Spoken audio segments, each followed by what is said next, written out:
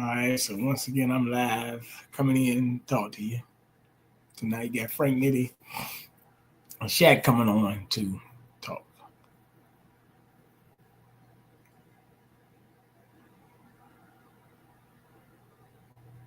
Now, talk about a lot of things, but we're going to talk about this child spoiler, but we're going to talk about something that me and Frank talk about all the time, and it's a psyop, right? So how you doing tonight, man? Shit, man, just post it, man. You know what I'm saying? All right. So this is your psyops. Psychological Operations Leaders Planning Guide. Persuade, change, influence, as you can see it. Right Okay. U.S. Army Training Support Center. Brother. Right there. It's right there in front of you. You can't deny it. Like I said, I'm pulling it up for you. Here you go. All right. The graphic training in GTA is an indispensable reference tool for tactical, psychological operations soldiers assigned to leadership positions. It contains valuable, comprehensive, and time-saving information in a concise format, making it easily transportable, simple to use. The focus of the GTA is to provide requisite information to help the tactical PSYOP soldier better plan and execute PSYOP in support of a maneuver commander. Non-commissioned officers doing 3-man tactical operations. And then you can go, the proponent of GTA is the United States Army John F. Kennedy Special Warfare Center in school. All right. So let's keep going with that. Then you have support and unit integration. All right. All right, let's keep going. It's been 80 pages long, man.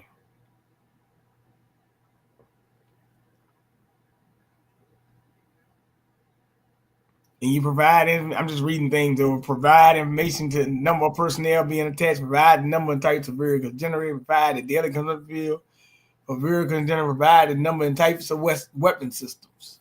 Okay.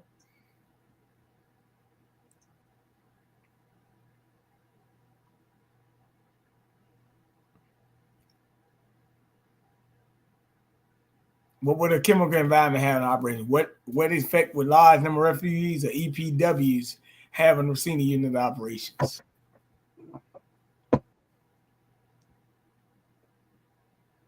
You need communication. You need a unit of telephone, list of commanders and officers, telephone, calling, credit card, movement table, administrative equipment, mapping, check, shot equipment, tent, camouflage, nets. Okay, command relationships, right?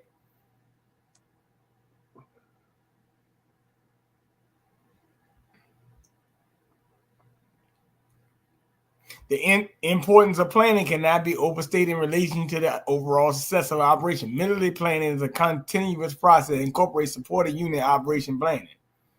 Military decision-making for PSYOP plans are integrated at various levels from combatant command to battalions. Okay.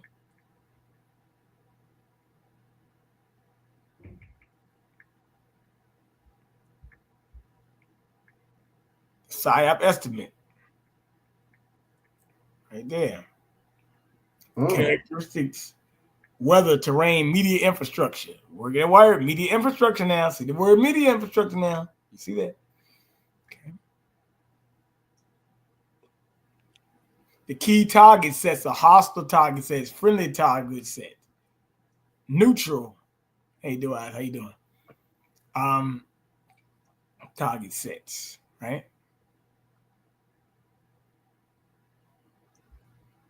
Oh shit. Right.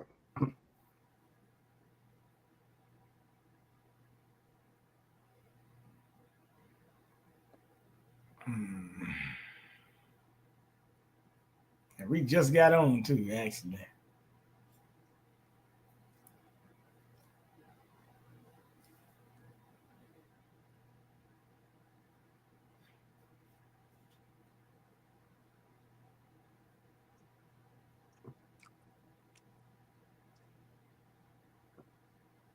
Waiting on you, man.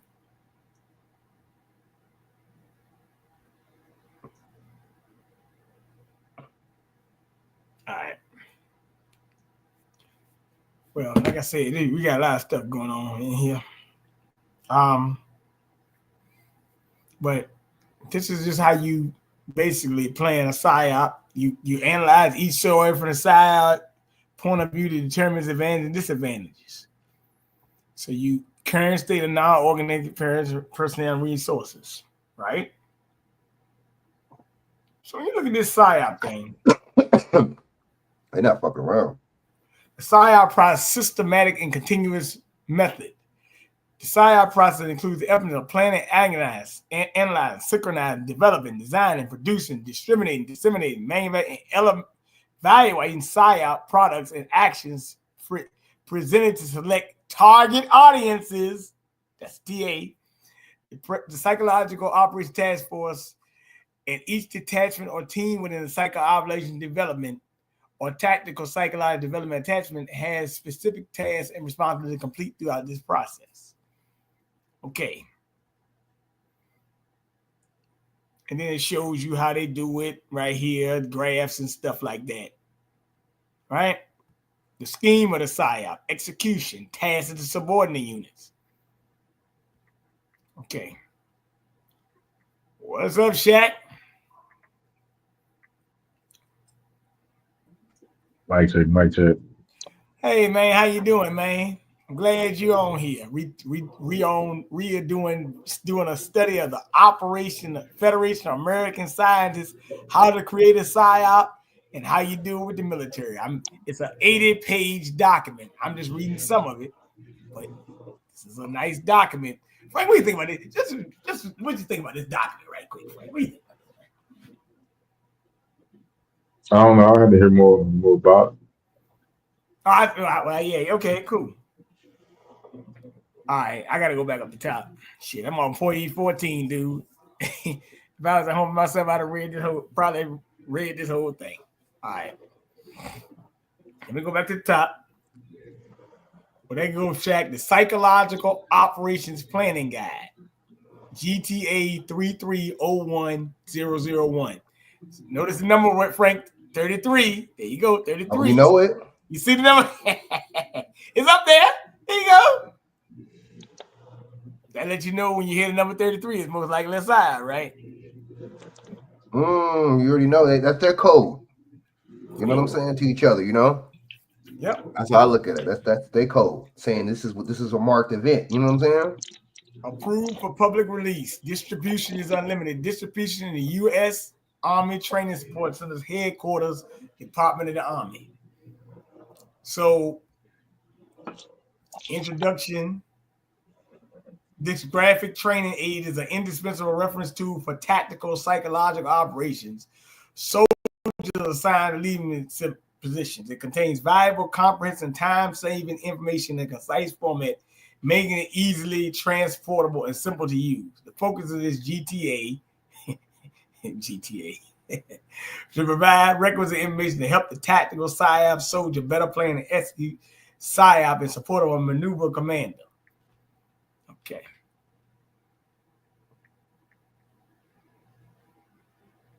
Of course, you got a battalion, or whatever you want to call it, right?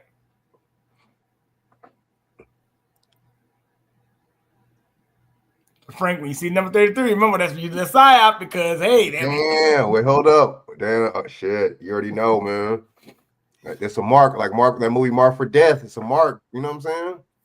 Telling you, bro. In the PSYOP shack, you have a sending unit, a SOP, the unit modification table, organization equipment, computers and other info, SYS, require information data exchange, signal operating instructions extract, a security code encryption device, communication equipment, remote frequency, a unit telephone book, list of command and staff office, telephone calling card, a movement table, administrative equipment, map and chart equipment, tent, camouflage, nets, stove, CTA 50 equipment, foreign phrase book and dictionary, local currency as required. Okay.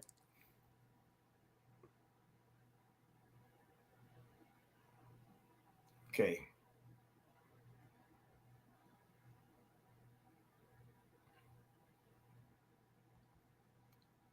Now, one thing in the PSYOP shack you need is a unit's restated mission from mission as a PSYOP mission statement. Describe the PSYOP mission to support the maneuver commander's mission. So when they tell you what was his motive, think the word mission. Think the word mission, right? The situation and consideration. You need the characteristics of the AO. You need weather, terrain. You need the media infrastructure to help the PSYOP, right? Then you have to have a hostile target set, a friendly target set, a neutral target set. Current status of ordinary personnel and resources. You know? So, I mean, when you read this thing, you be like, damn, this thing ain't, it doesn't seem easy to do, but then you look at it, you be like, well, yeah.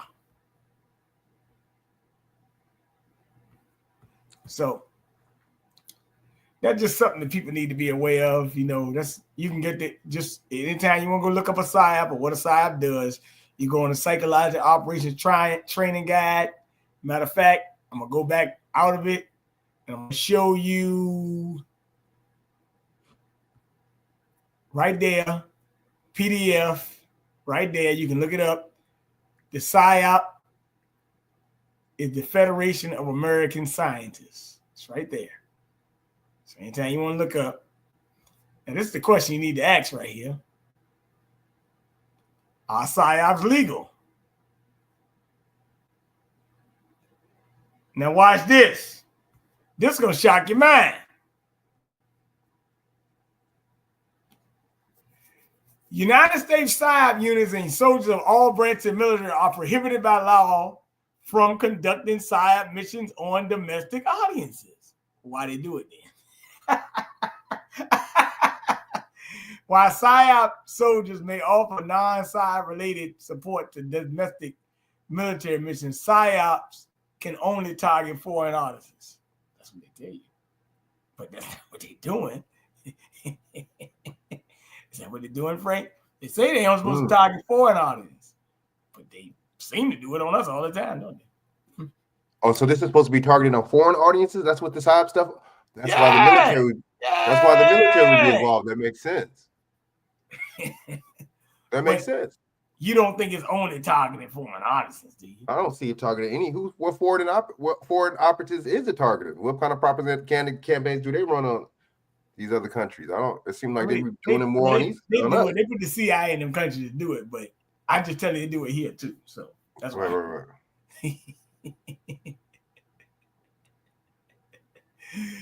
Oh man. All right, Chak. Ready for you to come in with a bang on this? Prohibited by law, dude. Damn. Well, so does that? But see, so if they break those laws, do they go in front of a military tribunal? How does that work? What happens if they break these laws? What happens if they don't follow proper protocol? I'm confused. Kind of interesting, huh? They're gonna keep doing what they're doing, and you gonna shut up and like it. Hey, cause look, don't nobody believe it's a PSYOP. You think it's real? How the hell you know? Hey, look, if real people get hurt, I mean, hey, you know, they think it's unreal, you know. All right, y'all. House approves child support reform and fatherhood package. I've been talking to Chak about this for about 40 minutes today. Chak, where you at? So I can read this again for the third time, the fourth time. I had to read this thing 5 times, really, because I had to go back over the language 3 times at least.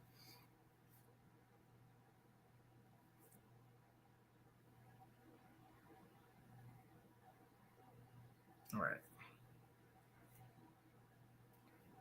Doing all right, do I? I'm glad this version and shit. I know it's cold up there in Maryland because it's 19 degrees here.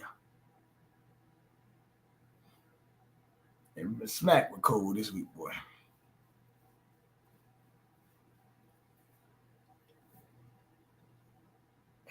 Let's see. Thinking.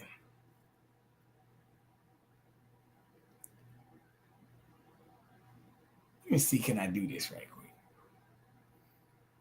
This ain't usually mine. I don't usually do it this way, but people need to know. I don't give a damn who comes on. Fuck it. House approves child support reform and fatherhood package. The House on September 7th approved 405-18 HR 4678 designed to streamline the child support system. Representative Nancy Johnson, Connecticut, was approved by the House and Ways Committee on July. This will help young mothers avoid or get off welfare and bring families and children closer together. Chak says bullshit. HR 46 aims to continue efforts as part of the 1996 Welfare Reform Law, which includes several change child support collection. One of the aspects of the bill would expand the pass-through of child support payments. Most child support cases involve court orders outlining support obligations. Under current law, support is collected in those cases by state government with some federal funding. Rather than being passed through to the custodial parents, some of the funds are kept by the state to pay administrative costs. If the custodial parent is receiving welfare benefits, the entire child support payment is kept by the state to help offset the costs of welfare benefits. All right. Under HR 4678, states would keep child support funds during the time that custodial parents receive welfare assistance. After that time, the entire child support payments would be passed to the custodial parents. The bill will institute a policy known as Families First, which would then which would ensure that custodial parents leaving the welfare rolls are awarded all child support arrearages collected while they're on welfare. How they saying the Congressional Budget Office estimated change will get more than $1 billion in child support every year to low income and help children need. Under the bill, the states will be required to review and update child support orders when custodial parents leave the welfare rolls in at least 3 years otherwise. States will be encouraged to increase their use of information to federal new hire bases for located non-custodial parents who have not complied with child support orders. The measure would expand a program that allows the denial to non-custodial parents who owe child support. Currently, passports can be denied for those with $5,000 in outstanding arrears. That threshold will be dropped to $2,500 under HR 4678. Similarly, the bill would allow the denial of visas and residence status for those owing $2,500 in child support to American citizens. Originally, HR 40 would have allowed all the states to contract with private companies for collection and enforcement of child support. However, when the House and Ways Committee considered the measure, a substitute amendment offered by Rep. Johnson was accepted. Under that amendment, the incorporation of private collection agencies studied through a 2-year demonstration program in 3 states. Prior to implementation of the demonstration program, studies of the proposal would be conducted by the General Accounting Office and Health and Human Services, Department of Health and Human Services. So,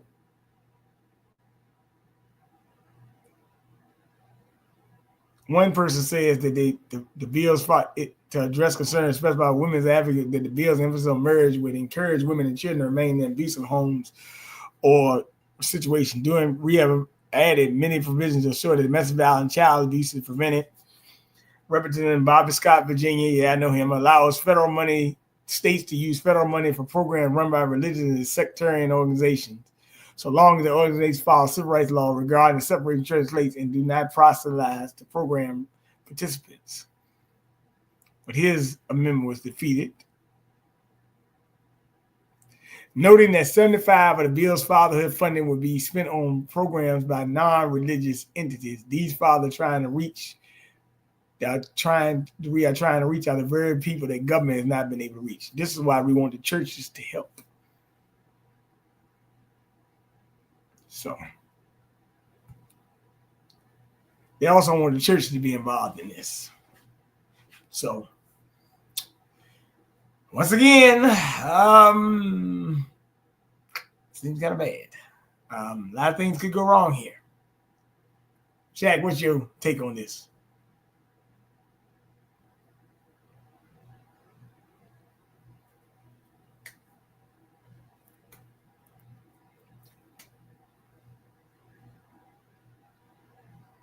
Yo. I had to come back to it. Well, Frank, they're a pretty decent sized article. What do you think?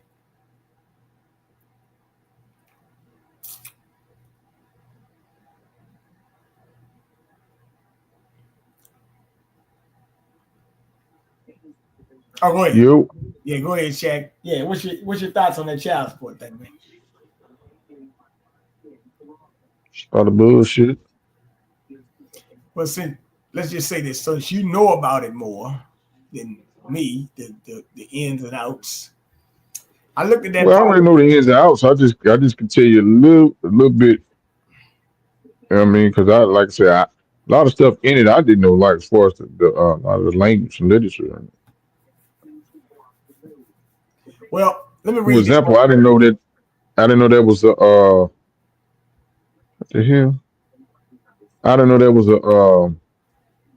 a dollar amount that threshold that you owe that you owe in the rich that you was delinquent on that restricted you or that would deny you from Passports. obtaining a passport. I thought it was just the fact that you was in the debt of it in general. I didn't know they had the dollar amount set that hey, $5,000 if you $5,000 or higher behind, meaning in the rich, meaning you owe that much, then you can be denied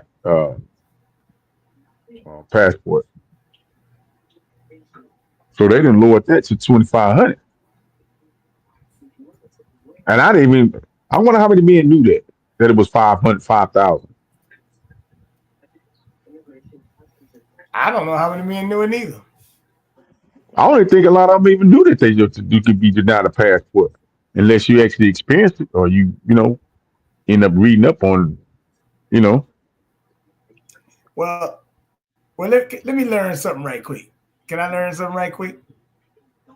What's I'm up? gonna read this. Child support arrears are known as back child support. Is the amount of unpaid child support that has accumulated over time.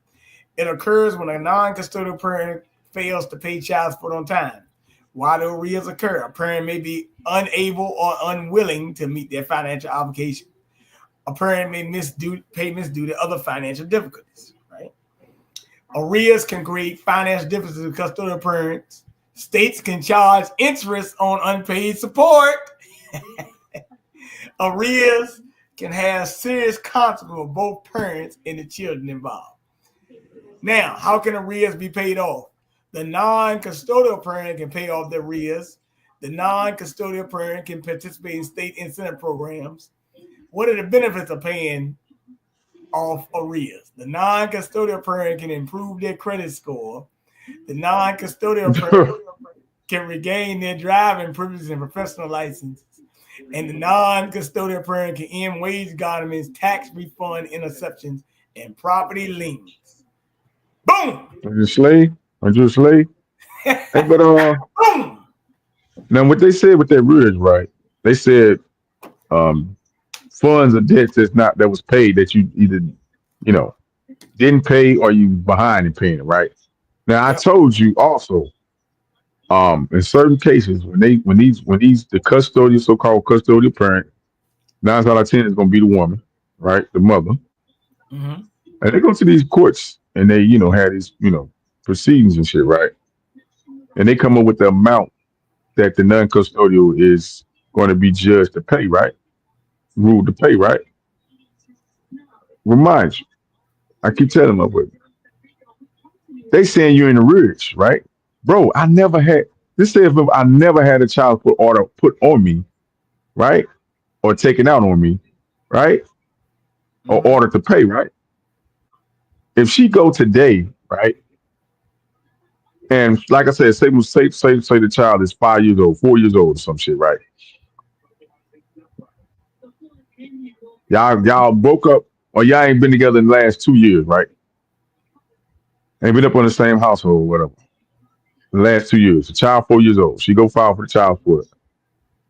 In some states, they can go as far back as 4 years. So that means the child support order, remember, was not. She didn't put the file order out 4 years ago. She just put it out today, right? Mm-hmm. The judge, with that judgment, the amount that they say that the non-custodial have to pay, can order arrears, can put arrears on that, meaning they can prorate the motherfucking amount that he ordered today 2 to 4 years back. So in most cases, you already in the arrears before you even start making a fucking payment to that order. Well, that should be criminal. Mm-hmm. So you already start in the arrears in most situations, unless that custodial parents tell the judge or whoever proceeding, in that proceeding, whatever that session, hey, I don't need rich. I'm cool with rich. I just want Karen. Meaning they payment for this will start of the day that they filed and the ruling went through and everything got approved. It will start from that day forward instead of starting from that day and then prorating backwards 2 to 4 years backwards. You get what I'm saying? I got you. So a lot of men, we already be in the arrears before we even start making our first payment, bro. And then they put an interest on the fucking arrears. That shit is criminal, man. That's motherfucking goddamn armed robbery, bro. Mm. But this information that you put out, this is document you talking about the child support. Some of the information was already since 1996, I think. But them trying to get churches involved and these other non-for-profit organizations and these other private collection agencies and shit, bro, seem like they out for on a manhunt. Because, like you said, if I'm not mistaken, I think non-for-profit. I don't know if they can in private companies and shit, corporations. I don't think they have to disclose the names of their employees. I think they may have to give the number, right? Because a lot of information when you non-for-profit, bro, you know what I'm saying? Yeah, let me read this right quick. Like I said, can child support arrears be forgiven in California? Since this debt is government assigned, you cannot close the outstanding balances. As the parent ordered to pay support, you may, however, qualify for relief of the government assigned debt. And you see the debt reduction program under the collectible debt program information. So that's right there. I'm just reading, all right? Let me look up arrears child support Texas. That's where you at, right? You're in Texas, right? Let's just look it up, see what happens. Mm-hmm. In Texas, child support arrears are unpaid or past due payments. They are owed in addition to current child support systems and payments and cannot be modified. Okay? When a parent fails to make child support, payments owed by the court. When an order occurs, the consequences, of course, is wage garnishment, license suspension, in severe cases, incarceration. Financial consequences, negative impact on credit score, making it difficult to secure loans or housing. And the relationship consequences, a strained relationship with the custodial parent and your child. How do you address this? You pay down your arrears as quickly as possible, and you communicate with the Texas Office of the Attorney General. That's how you would solve that issue, per se. And then you have quick child support facts for, what the hell is that? And see if you can type in what's the farthest you can go back in rich. Yeah, I think it's 4 years, and I think Texas is one of the states. What is the farthest?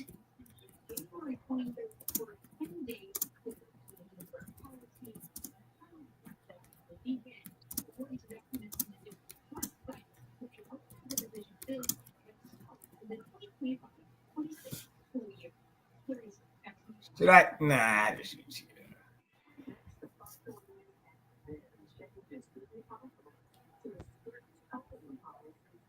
Now look, this is interesting. In most jurisdictions, the furthest back you can claim child support arrears is the date the petition for child support was filed with the court. Meaning retroactive child support typically starts from the filing, that further back than that. This varies by state, so it's important to check your local laws. There is no unlimited backdating. Generally, courts cannot order child support to go back further than the date the petition was filed. Different states may have different rules regarding the statute of limitations for child support claims, meaning some states may allow for further backdating than others. In rare cases, courts may consider exceptional circumstances to allow for some degree of retroactivity to be beyond the filing date. So, okay, here we go. Texas allows arrears suits for up to 4 years after the child's 18th birthday. The exact amount of payment, including how many years back the judge finds reasonable, depending on the specific facts of age. A judge could order payments from anywhere between 4 and 18 years.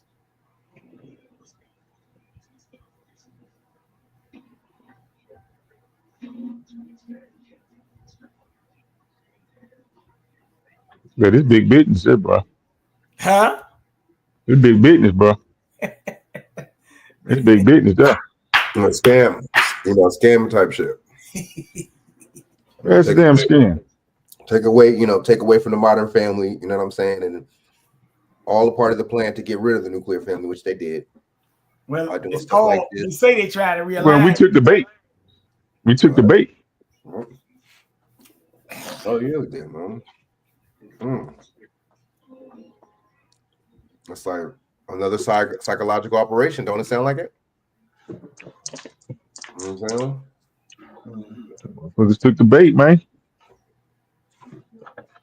Yeah, they shut that down, dude. But see, and then if you think about it, the kind of money people were making back then and how the dollar went so far, you see what I'm saying? Then people, you needed less to keep a family. You needed less to maintain a family. You needed less to buy a house. So, this is all by design, man. They changed the, you know what I'm saying, the society, make everything that much more expensive, that much more harder to manage. You see what I'm saying? You put out the dysfunctional relationships and shows all the time. Like you said, we take the bait with that. You put all these stereotypical shows. You have no balance. No more Cosby Show. There's no more. You know what I'm saying? Anything different world, anything positive is always just a bunch of negative stuff. Hey, Bernard, hey, look up. Damn, man, what the fuck? Dog balls. Look up. Oh man, what I was gonna say? I'll tell you. Look up something they try. Damn, it just left my brain. Dog balls crazy. Okay, look up how much it costs. Average expense to cost to raise a child in 1995. Damn. All right. Oh. Because I think that's when. Now we're talking. You say average expense? Average expense. Yeah, to raise. To raise a child. Yeah. The cost. Yeah. A child in 1995. Yeah.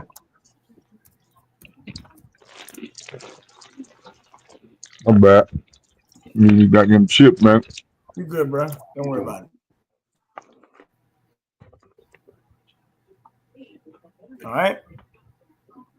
The cost to raise a child in 1995 to age 18 was approximately $145,320. This translates to an average cost ranging from $7,610 to $8,710. Now, this data comes from the Department of Agriculture. Costs could vary depending on the geographic location, where urban areas in the west and northeast generally have a higher cost. But the cost to raise a child in 1995 was $145,320. Now, what's the cost? Now, since you can you hear me? Yeah. The cost to raise a child in 2025 is $310,000. Damn, that much more, bro? How much? How much they say, Frank? Almost $1 million, bro. To raise a child today at $310,605 for a middle income family, which is adjusted for inflation for the original USD figure of $233,610. You know what? We ain't got to worry because Ukraine and Israel are still gonna get that much money. So you know what? I'm glad you said Ukraine and Israel, right? Because, see, I want people to know this. Glad you said it. Man, that's crazy, man. Because Trump did sign an executive order to freeze funding for foreign countries for 90 days. However, 2 countries he didn't, was Ukraine and Israel. What's the point of doing that, then? See, you know what I'm saying? Look, check this out. Look. I'm gonna say, what was the point of doing that? Just some symbolism. So, okay, so we got to stop acting like the left. We got to stop acting like the left and the Democrats are the only one that does the symbolism. The Republicans do it too. And guess what? Donald Trump's not a real conservative or a Republican. Wasn't he a Democrat? But anyway, like I was saying, though, you know what I'm saying? See, that was just some symbolic stuff. And see, you know who's gonna fall for that? The white conservative. Boy, they gonna eat it up. Well, I'm gonna say this because I already knew it. Because I'm like, wait a minute. You look, Israel always gonna get their money. That's just a fact. As a matter of fact, the Jews actually last week while y'all was looking at all this other stuff, they just got minority status for their businesses, small businesses. Go look it up. I'll put it up later. No bullshit. Well, minority statuses. On behalf, what you mean? I would love to say this to everybody. I wish them a happy Jew year. Well, we're gonna get to them in a minute because they got a new project called Project Stargate that they're coming up with. So, but let me get to this thing with the child support thing right quick. I'm gonna stay because I want to break this down. So your major expenses for raising a child: housing, food, child care, education, transportation, health care. The cost can vary where you live. As inflation rises, so does the cost of raising a child. Why is healthcare involved on there? But hold on. Why is it in there when you raising a child? Why is healthcare when you in daycare when you? That's all part of raising the goddamn kid, man. Wow. That's My it. boss says child support was made to destroy the black man in the beginning. I just see no white people down there. In the later years, you start seeing white folks in there. Right. You know what? You know, when this child support thing came up, I'm gonna be down with you, bro. I was like a kid, man. I remember, you know, women would talk about it. Some women would say at table, your dad ain't paid me yet. Your dad don't pay me enough. This was a big time conversation back in the day, bro. I remember this shit. Mm-hmm. And I would sit there at the table. And, you know, you go to since I was young, you know, I go with my mom to the salon. Every now and then, because I had a cousin that went to the salon, and her daughter used to be where we used to play together. You know, I like to hang around my little cousin. When you heard these women in this beauty salon talking about the child support, this shit can get real funky, man. They be mad too, bro. Yeah. Look up and see the average amount of child support per child is paid. How much is the average paid out? Money. Yeah, the average amount is paid out. Yeah, the average amount of child support is paid out per month, I guess, monthly.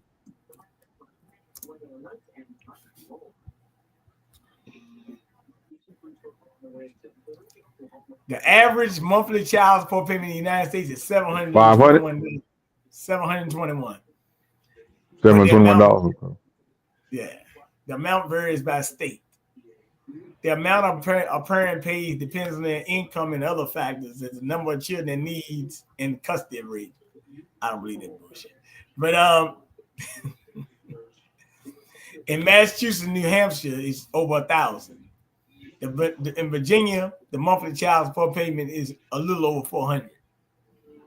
In California, most fathers pay 15 to 25% of their gross income for one child, with the percentage increasing for additional children. So, the child custody arrangement affects the amount of child support. Each state has long laws and economic efficient conditions that affect child support. So that means in the depression you might pay more, in the recession you might pay more. Or you could be less. I don't know. But this thing is not.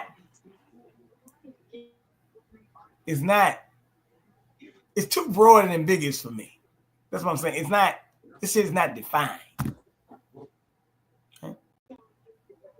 Yeah, you breaking up? Maybe that's on my end. No, I'm saying it's not defined. It's too broad and ambiguous. What about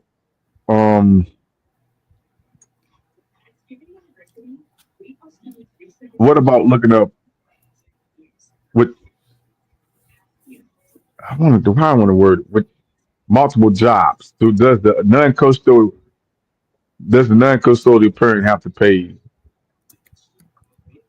Is child support the child support payment taken out on multiple jobs from a non-custodial parent? Wages. You're not going to have to pay if they have multiple jobs.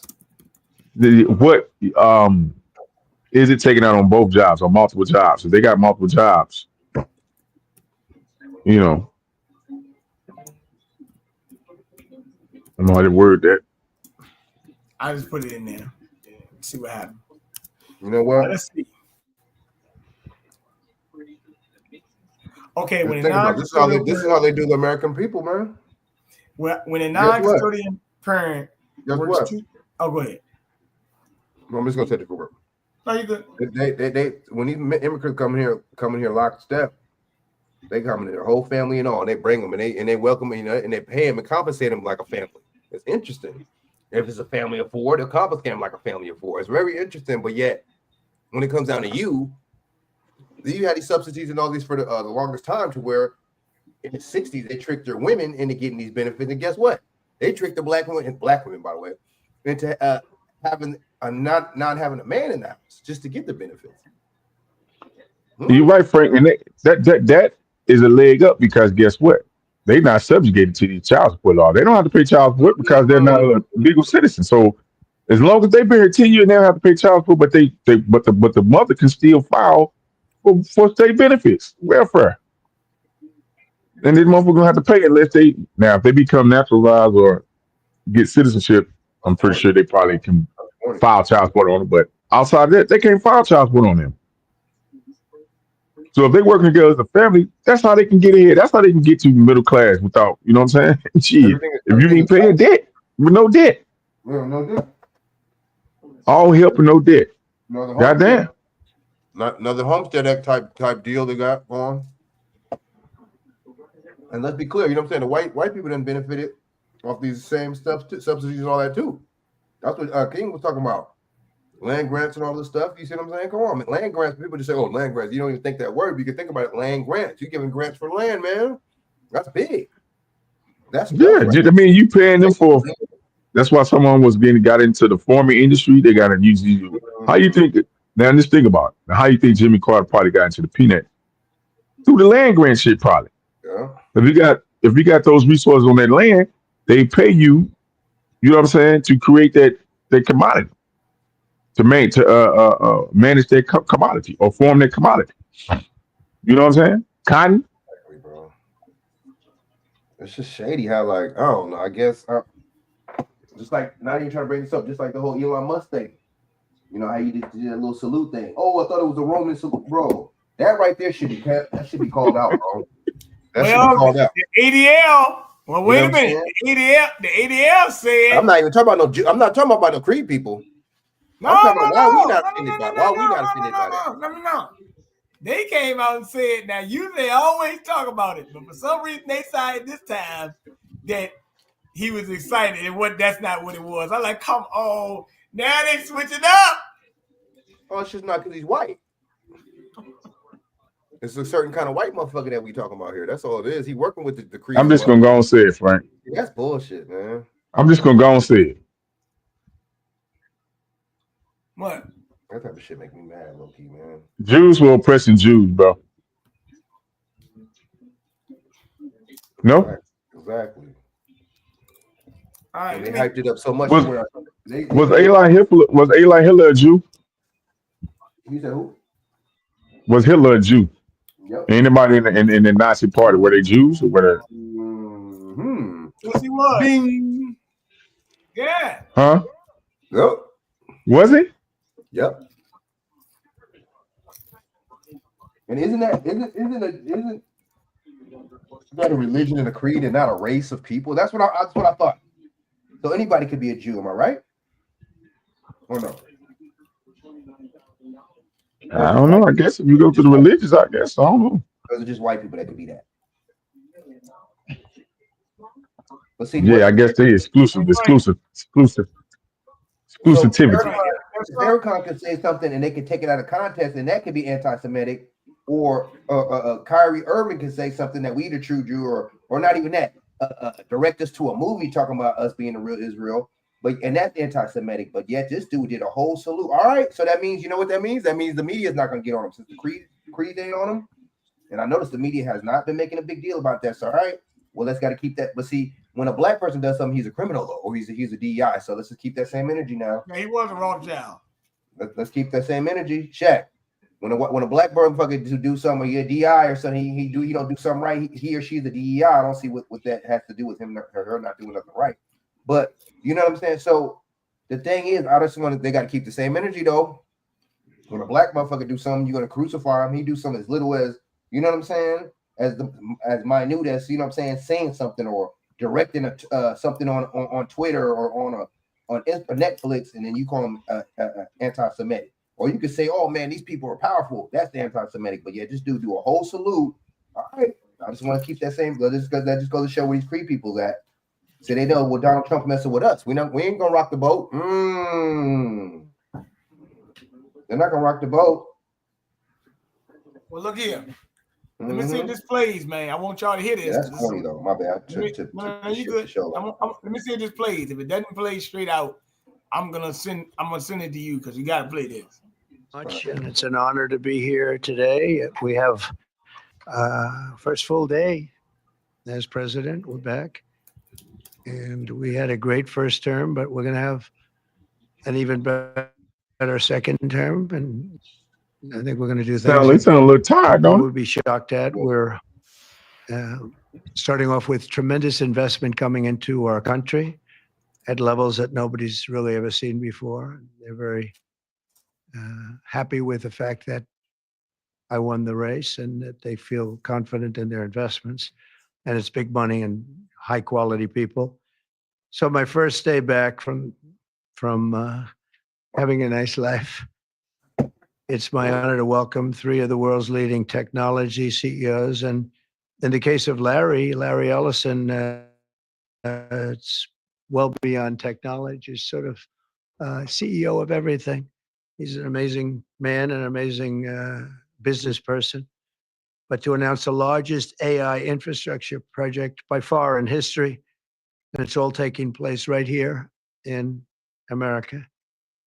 As you know, there's great competition for AI and other things, and they're coming in at the highest level. We're joined by Oracle Executive Chairman Larry Ellison, SoftBank CEO, my friend Masa Yoshi's son, and CEO of OpenAI, and I would say the by far the leading expert based on everything I read, Sam Altman. So that's great that you're coming in together. That's a massive group of talent and money. Together, these world-leading technology giants are announcing the formation of Stargate. So put that name down in your books, because I think you're going to hear a lot about it. You heard what he said. Put the name down in your books. Everybody look at this Operation Stargate. You heard what he said, Frank, right? Yep. All right, pay attention. Because I went and looked up, I said, man, if the people knew what was about to hit them. But see, okay, I'm gonna bring this back up. My bad. I ain't trying to bring this back up. But how come is he going to condone what Elon Musk did? Is he going to speak on that or no? He's not speaking on that. Look, I'm gonna tell you something. As a matter of fact, he might mention it in here, but I know he wants Larry Ellison and Elon Musk to both of them to make a bid at buying TikTok. Just putting it out there to you, okay? I Hey, go, hey, see if you can squeeze in that Dave Chappelle monologue. He did. I don't know if Saturday Night Live they might flag your shit. yeah, they got me before I would do Saturday Night Live. I've Yeah, they gotten. gonna flag it. Okay. All Even right. even if somebody else played it on their shit. Oh, Sonny, somebody else play it, you good. But when you play it, then, All right. Well, I'm gonna go through it. Hold on. but In see, the if he's not future, gonna a keep that same new promo, American company that will go ahead. invest $500 billion at least in AI infrastructure in the United States and moving, creating over 100,000 American jobs almost immediately. This monumental undertaking is a resounding declaration of confidence in America's potential under a new president. Let me be a new president. I didn't say it, they did. So I appreciate that, fellas. But it'll ensure the future of technology. What we want to do is we want to keep it in this country. China is a competitor and others are competitors. We want it to be in this country, and we're making it available. I'm going to help a lot through emergency declarations because we have an emergency. We have to get this stuff built. So they have to produce a lot of electricity, and we'll make it possible for them to get that production done very easily at their own plants if they want, where they'll build at the plant, the AI plant, they'll build energy generation, and that will be incredible. But it's technology and artificial intelligence, all made in the USA. Beginning immediately, Stargate will be building the physical and virtual infrastructure to power the next generation of advancements in AI. And this will include the construction of colossal data centers, very, very massive structures. I was in the real estate business. These buildings, these are big, beautiful buildings. Are going to employ a lot of people. And physical campuses and locations currently being scouted nationwide. They're making their But guess choices who? of Guess who gonna get locations. I taxed think for that though? I'd like Guess to who gonna get suggest taxed for all the Larry energy Sanders. that they're gonna have to while you trying to build this AI shit? Guess who can get taxed for all the energy and the data centers that you got that is going to take all the energy? We are. We are. Thank you. Thank you. For all these happy ass taxpayers, you fools, you happy taxpayers. You a plum fool. All right, keep going. Let me keep going. It's interesting. And Masa to say a few words and just talk about a little bit about what they're doing. And if you have any questions, and then we'll go into a couple of other subjects also. But this is to me a very big thing, $500 billion Stargate project. I think it's going to be something that's very special. It'll lead to something that could be the biggest of all. So, Larry, maybe we'll start with you and we'll go down the line. Thank you.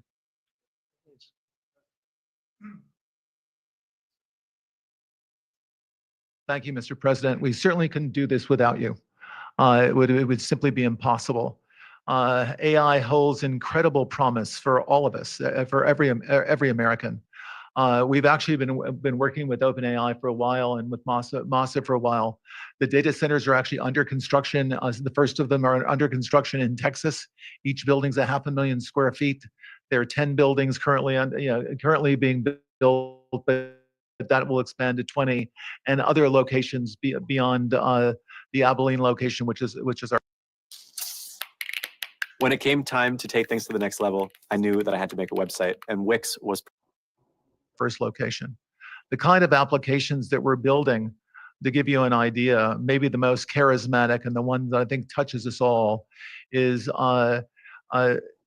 electronic health records, not just maintaining electronic health records, but by looking at electronic health records, understanding the condition of the doctors, better understanding the condition of their patients, and being able to provide healthcare plans that are much better than they otherwise would be. A doctor in Indian River Reservation would be able to see how a doctor at Memorial Sloan Kettering would treat the patient, or a doctor at Stanford would treat the patient. We actually provide all of that information, all of that guidance to the doctors who are treating cancer patients or patients with any other kind of disease made possible by AI. I'm not going to take a lot of time. I'm going to pass it to Masa, but this is a very exciting program for Oracle to be a part of. Thank you.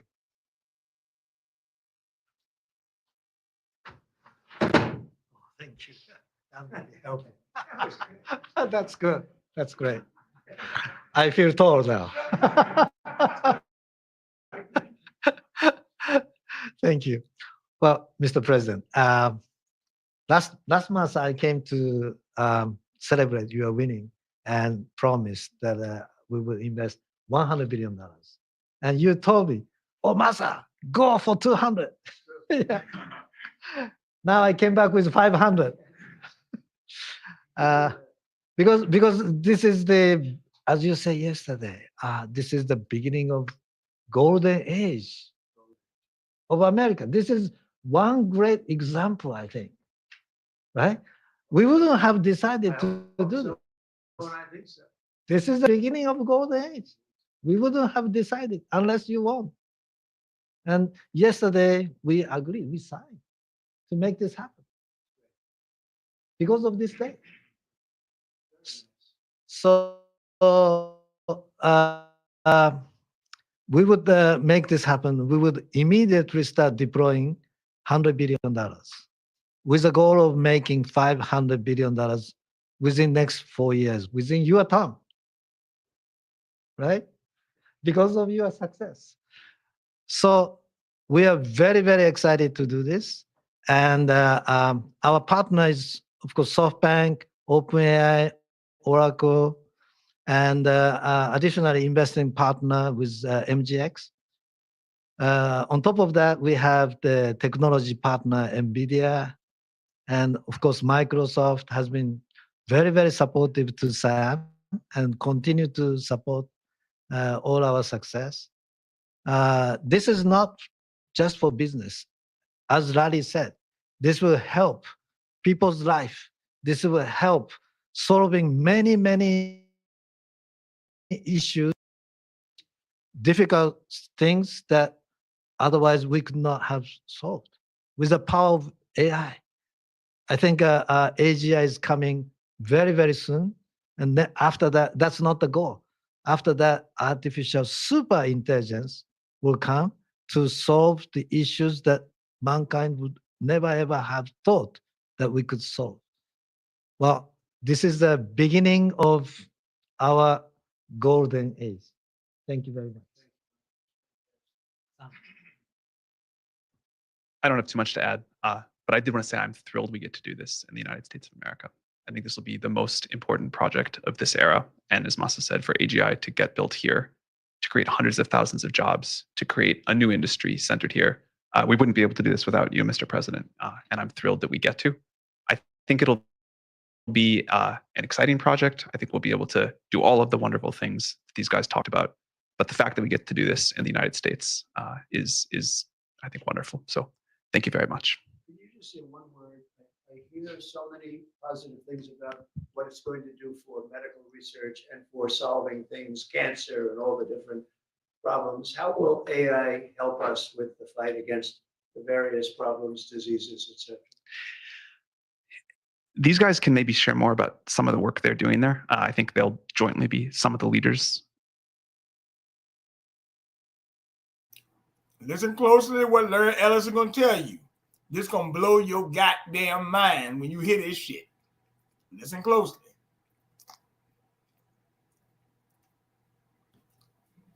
About driving progress here, but I believe that as this technology progresses, we will see diseases get cured at an unprecedented rate. We will be amazed at how quickly we're curing this cancer and that one and heart disease, and what this will do for the ability to deliver very high quality healthcare, the costs, but really to cure the diseases at a rapid rate, I think will be among the most important things this technology does. Great. Very good. Thank Can you. I speak and answer that question? So we're currently working on. Can I step on this? Okay. All right. No. I'm not that tall. I'm not that tall. You look even better. Thank you, Mr. President. One of the most exciting things we're working on using the tools that Sam and Masa are providing, is a cancer vaccine. It's very interesting. It turns out, I'll be quick, all of our cancers, cancer tumors, little fragments of those tumors float around in your blood. So you can do early cancer detection. If you can do using AI, you can do early cancer detection with a blood test. And using AI to look at the blood test, you can find the cancers that are actually seriously threatening the person. So we can, again, cancer diagnosis using AI has the promise of just being a simple blood test. Then beyond that, once we gene sequence that cancer tumor, you can then vaccinate the person, design a vaccine for every individual person to vaccinate them against that cancer. And you can make that vaccine, that mRNA vaccine, you can make that robotically again What's the side using effects? AI in about 48 hours. So imagine Are they going early to tell you the cancer side detection, effects? the development of a cancer vaccine for your particular cancer aimed at you, and have that vaccine available in 48 hours. The cancer This is aimed the at you. promise of AI. So they and the can give you promise of the future. Oh, so they can give you cancer and they can cure it too, huh? Aimed at your DNA, your blood type. So There you go. You heard what he said. So I told you. That means that they can target your blood, which we know they've been doing it, but they just coming out and telling you flat open. Hey, we can target your blood type, give you cancer. You know what I'm saying? So that means they're projecting. This is a big project, so they're projecting that cancer going up because they don't exist if cancer don't go up. Well, Hmm? let me say this. Hmm? Everybody listening to my program tonight, look up Project Stargate. This project, they just told you they're going to build 10 data centers in Texas. Well, you are in Texas, right? Now, it's $500 million. They're going to build them everywhere. I'm just letting you know, right? I thought maybe since I was a friend of y'all, I might, hey, you know what? I was listening to this thing today, and I just heard them say they're going to make an mRNA cancer vaccine with a blood test, and they can do this in 48 hours. This is wow. Yes, it is. AI is making medicine. That's exactly right. Doc Bolt, that's right. Yes, that's what they're doing. And he just told you what they're doing. Larry Ellison, CEO Oracle. You heard it from me. I told you they had the press conference day. You heard it from me. Now, let me ask you a question, Frank. I ain't trying to be funny. How many other YouTubers or people on here you heard talking this stuff? Man? I'm just asking a question. I mean, did I really have to bring this up to you, man? Did I really have to do that? Man, Okay. that's Did I really wild, have to tell man. you? I could have kept this information to myself. I could be like, man, I knew this stuff. But I thought maybe since I cared about people, I could let you see this. All right, Shaq. What are the side effects of this? Shaq, do we know? I don't think they might be good. That's right. Doc Boss might be about 5 people. Well, I'm gonna project. I'm gonna just put my thin cap on. Heart problems, possibly messing with the rhythm of the heart. You know what I'm saying? Messing with the brain, could be messing with the electronic, the magnet, the neurons can get crossed, causing brain spasms. You know what I'm saying? Heart problems with the heart. Uh, hey, it can actually probably throw your blood, probably make it worse and throw your blood type off and give you a whole different blood type. Right. Well, They don't even go with your genetic oh, Shaq, it's makeup. fine, man. Ain't nothing, hey, Shaq, man, it's fine, man. This man said that ain't nothing gonna happen. He said it's safe and effective. Man, you heard what the man said. You heard what But he hold said. on, ain't this another faction of that Christmas bull technology shit that they were talking about with the CRISPR taking your technology, whole yes. CRISPR technology, gene sequence, yes. genes here? You see what I'm saying? Now, but this is what I'm gonna say. And look how fatal that was. That was a fatal operation, bro. I know it was. Man, watch this, Frank. Now, remember, Frank, what did I tell you? You heard it from me. I talk to you all the time, but I'm going to just say it again. I told you they can tell you about this immigration, this, that. And You realize they didn't tell you this though, right? Well, maybe they had it on Fox News. They had it, but they didn't let you. They didn't openly come out and tell you this, right? You know what I'm saying? Some things they're gonna magnify, and something they're not. Because I'm pretty sure if the majority of people, well, I don't know. With the majority of people today, I'm not sure they probably didn't pick this shit up. But when I heard this shit, I said, "Yo, Frank." When I finished listening to it, I called you, say, "Hey, Frank, man, I gotta let you hear this, man. What they were talking about today." And I told you they were coming with this. As a matter of fact, when we were playing the interview last night, they mentioned Larry Ellison, and boom, there he is right there. There he is again. That's right? weird. Yeah, I mean that just goes to show too. Old girl probably she kind of on her stuff, man. It seemed like too, and then when you know who's up and coming and who has the power and who's rubbing elbows with who, you can kind of Well, it's like this. To be honest with you, this data center plan really, this ain't just Trump doing this, because this data center plan was actually hatched a while ago, but actually in 2022, it started now. They said Biden had some regulations on it, but they said Trump is going to unleash all the regulations on AI. And I said, well, that could be kind of dangerous, actually, when you really think about it. But me and Shaq already knew this, because when we listened to Joe Rogan's show, me and Shaq pointed this out. We talked about it together, that he said that I'm for deregulating all these industries. Well, do you really want to Shaq, let me ask you, do you really want to deregulate AI when it comes to healthcare, man? Don't you think it's kind of wild? It's kind of wild, ain't it, Shaq? I mean, you don't really think something could go wrong, do you? So, but it's a foul. But I mean, you're right. No regulations, but the healthcare and the health tech together. That's exactly what they did. And this was one of the trial runs for who? Coronavirus / pandemic. You know what I'm saying? Fast tracking vaccine protocols and regulations and stuff, and trial periods and stuff. So obviously they ain't gonna need a trial period. They ain't gonna no regulations. They don't need the trial period. They just throw it out there, throw this shit out there. They don't need no trial period. Somebody they can put shit together in 24 hours. That means they don't know no trial. There's no testing, no trial period, no testing and seeing what would be the side effects. Yep. Damn. Well, hey boy, they on some real Dr. Kevorkian. Well, they on some real Dr. Kevorkian, ain't they, baby? Well, it goes to show you that I always say, hey, look, Frank, Shaq, like I told people, I had to tell one of my best friends this. I said, bro, I actually tell you the truth, I really would like to be wrong about a lot of this shit I be playing and telling people. I really would love to be wrong, because these repercussions ain't gonna be good. There's no, hey, look, for Shaq, there is no fun being right about this shit. There's no fun. Because guess what? I'm gonna tell you, a lot of people get fucked up. Okay, that's what I'm saying. Right? That's the bad part. But at least I did show you that way you can't say, hey, look, my conscience is clear. After I show you this, I am fine. I sleep good at night when I tell people this shit. The people that get mad at me, they just gotta deal with it, man. I gotta deal with it. I'm sorry, man. So, like I had to tell one of my buddies. He said, BJ, you always make people mad with, or make people think you nutty. I like, look, dude, I don't really care, bro. Like, I gotta tell you, look, man, it take a lot of, like what I call, it take a lot of inspiration, love to tell people shit.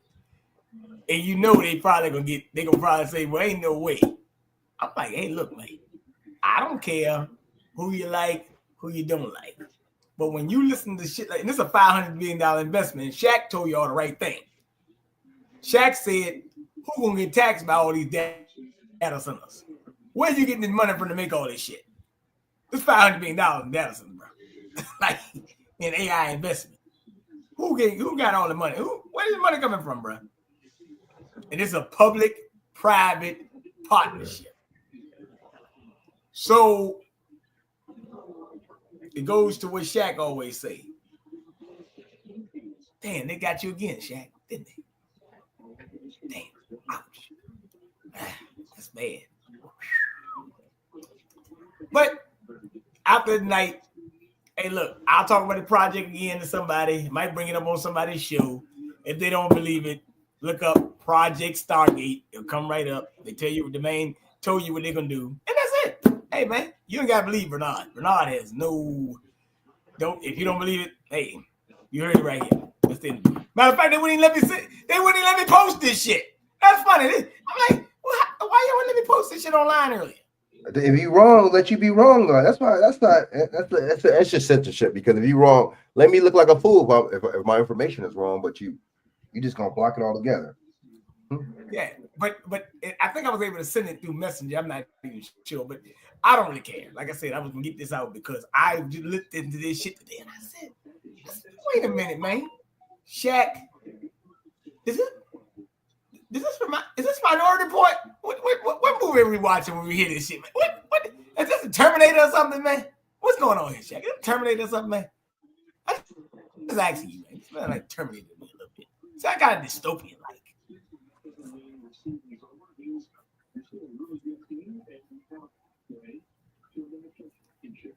But let's see what the other guys say. Don't worry about that.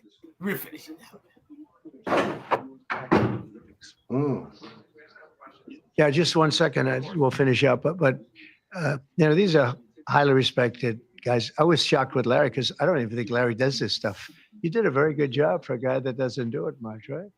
But he's so respected, and the group, and it's really an honor. But for Larry to be here and do this is very unusual because he doesn't do this stuff. He doesn't need it. He does, and you don't need it, do you? Huh? You don't need it. But I think it's an honor to the country. It's a great honor that this group, these are the top people, that they're going to do it, and they're going to do it here, and we're going to make it as easy as it can be. A $500 million Stargate project comes in addition to a separate pledge between $100 and $200 billion from, as we know, from Massa that we talked about before. Also 20 billion from DMAC, which was great. And we have many others that are coming. Some I just announce it. It's easier, but with some, I know them and they're so highly respected. I'd rather do it this way. Many would like to do it this way, but we're letting the world know what's happening. This is money that normally would have gone to China or other countries, but in particular China. In total, before the end of my first full business day in Washington in the White House, we've already secured nearly $3 trillion of new investments in the United States, and probably that's going to be 6 or 7 by the end of the week. Tremendous amounts of money are coming in for many things other than even AI. AI seems to be very hot. It seems to be the thing that a lot of smart people are looking at very strongly. And our country will be prospering like never before. I think that's true. And it's going to be the golden age of America. As I say, yesterday we had the most ambitious, action-oriented day of any administration in history. No, there's never been a first day like yesterday, as you know. I signed a sweeping slate of executive orders to stop the invasion of our borders.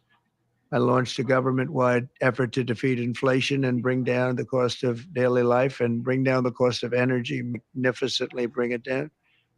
And when energy comes down, Larry, I'd say generally speaking, when energy comes down, everything else comes down. The prices of food and the prices of everything else come down. Energy is that's the big baby. And we declared a national energy emergency to drill, baby, drill, our term that we use. The drill, baby, drill like never before. We ended destructive DEI mandates across the federal government and returned our country to a merit-based system and a common sense system. Stop there for a second. The Supreme Court gave us a decision on merit, where things in this country don't bring none of these motherfuckers over here on no damn N1 visa then. You know what I'm saying? We talking about some DEI or whatever fuck, you know what I'm saying? What is your definition of DEI anyway? You know what I'm saying? You talk about directly equity inclusion. You see what I'm saying? The real immigrants are y'all. Y'all the DEI people. These are the DEI people. These people. You know what I'm saying? These are the real original stealers of this land. But it's my thing is not my whole point is it's just hypocritical, bro. It's just hypocritical. Motherfuckers want to pick and choose who they want to, what they want to label as these stupid ass terms that they make up. They want to pick and choose. You know what I'm saying? What kind of immigrants come in here, which ones don't. You know what I'm saying? They want to let these niggas throw these salutes up on the air in the stage and just let them get away with it, and not even mention that. So you know what I'm saying? I just want them to keep the same energy. Okay, so let's talk about police report form then. You know what I'm saying? My bad. Now, neither side is for that. You know what I'm saying? Let's talk about ending the what's the name? Let's talk about ending you know what I'm saying? What's that Patriot Act? Let's talk about ending that. Neither side is for that. Let me see. Hold on. Yep. Hold on. Yep. I got Be you. based on merit now instead of a lot of different rules, regulations, and things that really put our country at a big disadvantage. We permanently stopped government, since renamed the Gulf of Mexico the Gulf of America.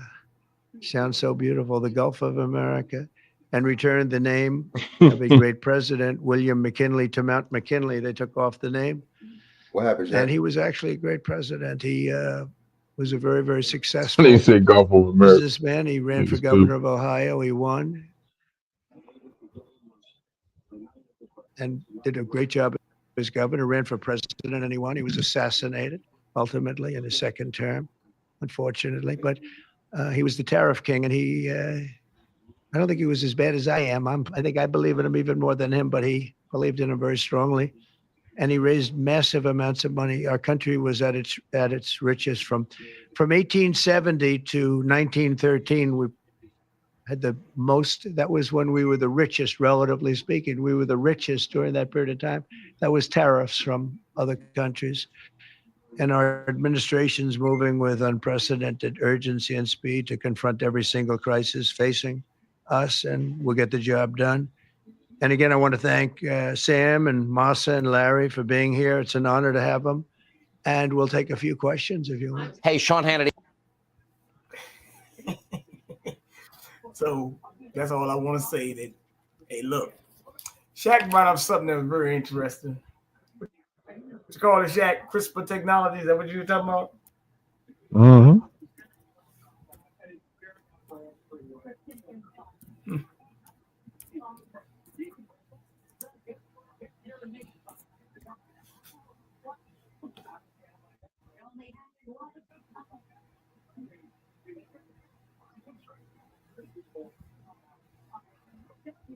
Okay.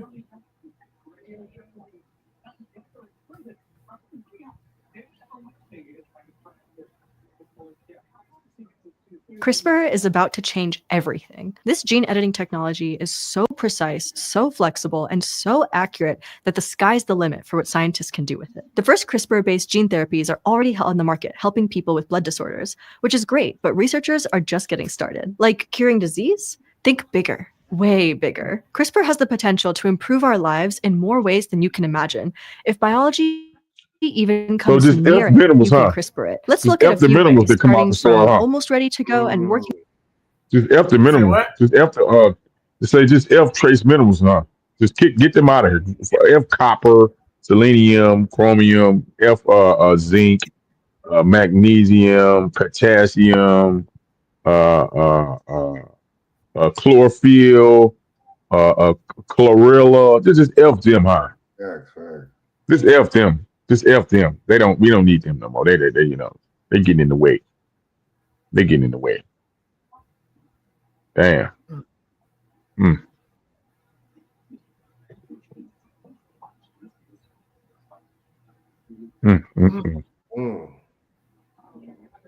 Yeah. Well, let me keep going what they're saying here. Our way up to pie in the sky. As a quick recap, CRISPR refers to a family of gene editing technologies. Scientists can direct CRISPR anywhere in the genome. And when there, it can deactivate a gene or add in new genetic information, depending on what delivering cargo to a specific sequence. And the result is the ability to rewrite genes with almost complete freedom. And here's what we can do with that. First up is solving the organ transplant shortage. In the US alone, there are over 100,000 people on organ waitlists, hoping to find a match for a needed kidney, liver, lung, or heart. And even if you're lucky enough to get a new organ, it won't last forever. Transplanted organs are good for maybe like 15 to 20 years, and that's with constant course of immunosuppressive drugs to prevent rejection. That's because there are a ton of little differences between individual humans that our immune systems can recognize and will try to get rid of. To address that, we can use CRISPR to create better matched organs, not from humans, but from pigs. A 2023 paper reported on a successful method to prepare a pig kidney for transplant. Researchers made 69 different genetic edits with CRISPR technology to improve the chances of getting an organ from a totally different animal to stick in a human. Some of the edits removed pig-specific genes, while other edits added more human-like features, and still others deactivated zombie viruses in the pig genome. 2 people have received such a kidney. One man passed away 2 months after receiving his new kidney, but not from organ complications. Another woman had the transplanted pig kidney removed. Again, not from transplant rejection, but from blood flow problems that damaged the organ's functioning. Editing animal organs to be more human compatible has 2 huge bonuses. 1, it could create a supply of organs that greatly reduces organ transplant waitlist times. And 2, it could reduce the need for so many of those immunosuppressive drugs. But as you can probably tell, although there have been a few human tests, this one isn't quite ready to go. Doctors and scientists are still carefully making improvements to safety and effectiveness before this can become widely available to more people. Still, we started with the tamest thing that CRISPR might revolutionize, so let's keep going. CRISPR could also give us more effective cancer medications. Since cancer is basically a disease of genes gone wrong, it's no surprise that biomedical researchers are pursuing gene editing with CRISPR as a fix. I mean, this almost ended up being the entire episode, given how many different approaches CRISPR enables. Some researchers are working on an approach to eliminate dangerous growth-promoting genes from tumor cells. And because we know some specific genes are risk factors for cancer development, like BRCA1 and 2 for breast cancer, we could target those genetic sequences for repair. Other researchers are instead trying to improve how your immune cells respond.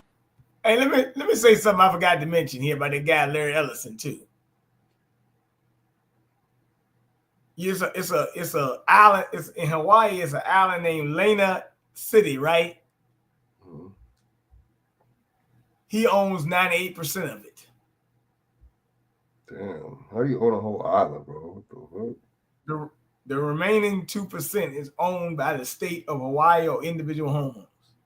He owns 98% of Lahaina City. What the fuck? Crazy shit. This guy worth $204 billion. Letting these white people play God, brother. You're right. It's CRISPR. Onto cancers to make them better at naturally finding and fighting tumors. CRISPR could even be used to introduce instructions for making cancer-killing agents directly at the site of the tumor. Now, many of these methods are still in preclinical development, meaning they aren't ready for testing in humans or approved for use. But there's also an impressive number of CRISPR-devised cancer therapies already in human clinical trials, testing a variety of those approaches in a huge number of cancer types. In almost all these studies, the biggest concern isn't necessarily the effectiveness of treating the cancer, it's making sure the CRISPR edits are on target. Off-target effects are edits made in the wrong part of the genome or even the wrong type of cells. And they can. All right. It's like, can you hear me? It's not even. So why were you even talking about it and Random Raven over this shit? It hasn't been tested yet. Like what? Hey, Shaq. Are you tested on the damn rat yet? On a mouse or a mice? Hey, man. Boy, I tell you. Hey, Shaq, can I ask you a question? How would a guinea pig feel?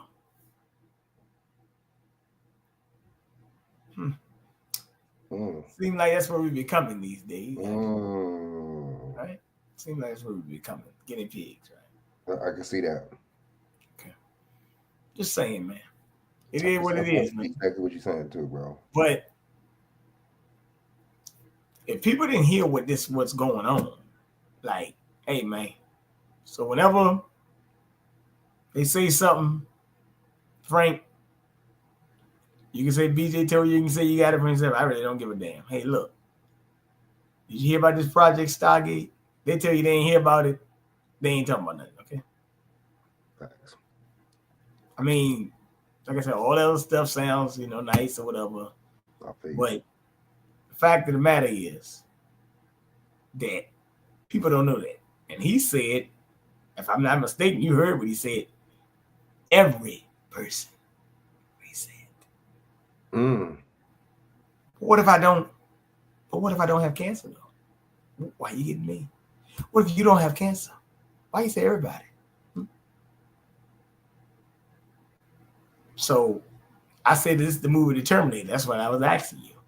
Damn. Hey, what's her name? I was just kind of watching a little bit earlier.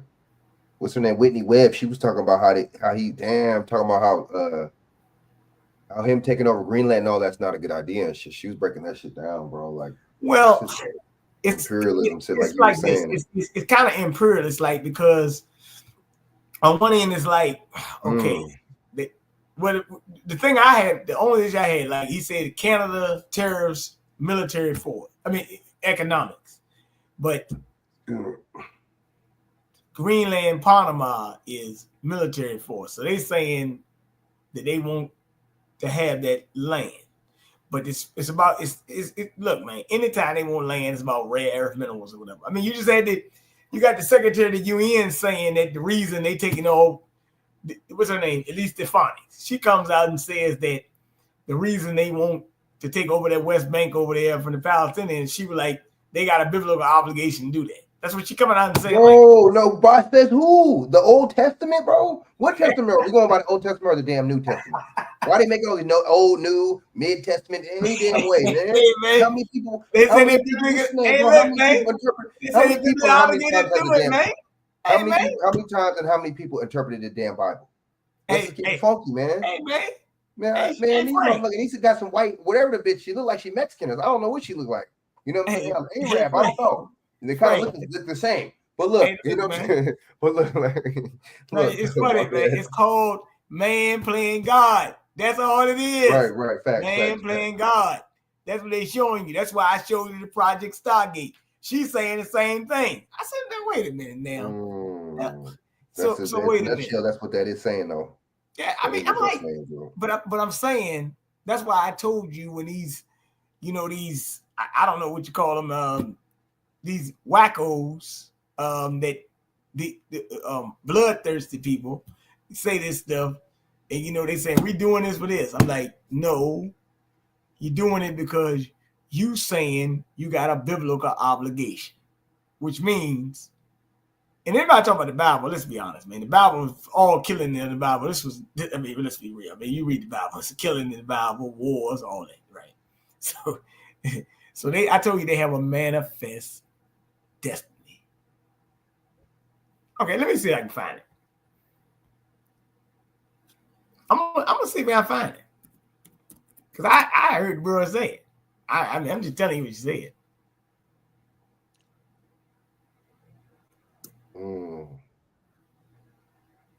And she's gonna get confirmed. I'm telling you, she's a big time pro-Zionist. She's gonna get confirmed. Matter of fact, it's the one that at least this broad. The other broad was what was the other broad? Not her. What's the other one? It's Stephanie. That's her. What's the other one? There's three of them that are pro-Israel in his cabinet right now. It's her. It's more than three, but I know Sam Bondi, and what's the other one? Christy Cinema, right? Or what's her name? Christy? Yeah. Listen closely. Look at the anti. Am I right, Kristen Cinema? That's her name. Now, I want you to hear this. That's her name, though. Kristen you Cinema. Heard it from her, not me. No, what's the one? Kristen Cinema. Kristen Cinema is an independent one. I can't think of that one. Yeah, Christy. Christy. They all sound and look alike. All right, so yep. Right. Look at this. Right. Genetic rot within the United Nations. There are more resolutions targeting Israel than any other country, any other crisis combined. And we have significant national security councils, the anti-Semitism, whether it's UN Women failing to condemn Hamas's terrorist attack and terrorist regime against innocent civilian women, using rape and targeting women specifically, taking them hostage. I am overjoyed that those 3 young women hostages were returned home. We need to stay committed to ensuring every hostage is brought home. I've met with many hostage families. This position, we need to be a voice of moral clarity on the UN Security Council and at the United Nations at large for the world to hear the importance of standing with Israel. But I did ask you whether you subscribe to the views of Finance Minister Smotrich. Who? I'm sorry, Smotrich. This is the Israeli Finance Minister Smotrich and the former National Security Minister Ben-Gvir, who believe that Israel has a biblical right to the entire West Bank. And in that conversation, you told me that, yes, you shared that view. Is that your view today? Yes. Well, you heard they say they got a biblical right. You heard it Who the right fuck there. is America? Who is America to be saying what motherfuckers gonna be doing on the West Bank anyway, bro? Who the fuck? Hey, man. Are you serious, Hey, bro? man. Hey, look, man. You know what, man? I see why these white people here act like that. I see why these white people act like this, bro, here in America, because America, look, these man, white wait. I see why America acts like this, because these white people, this white country, thinks that they can police everybody else and be nosy and get in everybody else's business. That's why some white people here so damn nosy and think that they can police. I get it, bro. I get it. Makes sense. Hey, man, you heard what you said. I mean, I just didn't show you. I said, damn. I said, wait a minute, y'all saying this shit in a hearing, bro?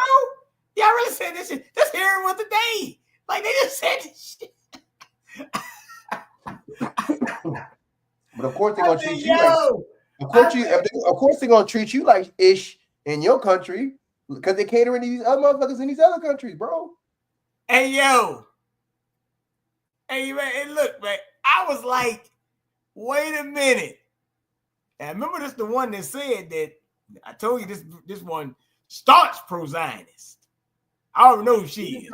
What is this? What is she, bro? What is she? What's her what religion is she, and what low-key so-called quote unquote race? What race is she? I'm is telling she a you, white, whatever? I know she is Zionist. What is she though? Is she a white? Was she a white lady? A Arab? What is she? I don't know what the hell she bet crazy. Yeah, that dude. I just don't see how you get. I mean, so if somebody were to do something to us, dude, see that's what I'm. That's that victim. Oh man, they in the war. We don't know why they did anything to America. Look at how we do people, bro. Man, all right. Well, my bad. Look how these white people do people. My bad. Yeah, because I just said that. Well, look, just to come over here and hate you though, hate the black motherfucker. You ain't got nothing to do with none of this shit. You ain't got to do none of these politics. You ain't moving and shaking nothing, but they hate you though. Okay. Yeah. Hold on. I love it. Gotta love it, huh? Okay, now watch this. Now, I didn't even see this part because this hearing was kind of long. They asked her about the Nazi salutes. I didn't even Thank you very much, Mr. Chairman. Thank you very much, Representative, for your commitment to the country and your willingness to serve. I deeply appreciate the work that you have done to combat anti-Semitism. I appreciate your commitment to bring that work to the United Nations. I think it is a cancer, both domestically and internationally.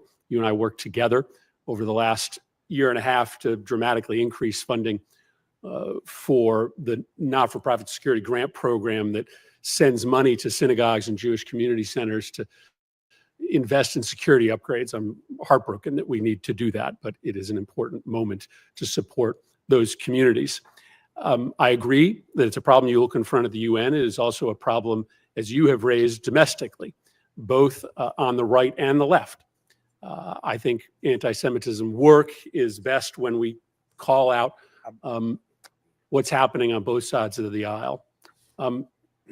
What do you think of Elon Musk, perhaps the president's most visible advisor, doing 2 Heil Hitler salutes last night at the president's televised rally?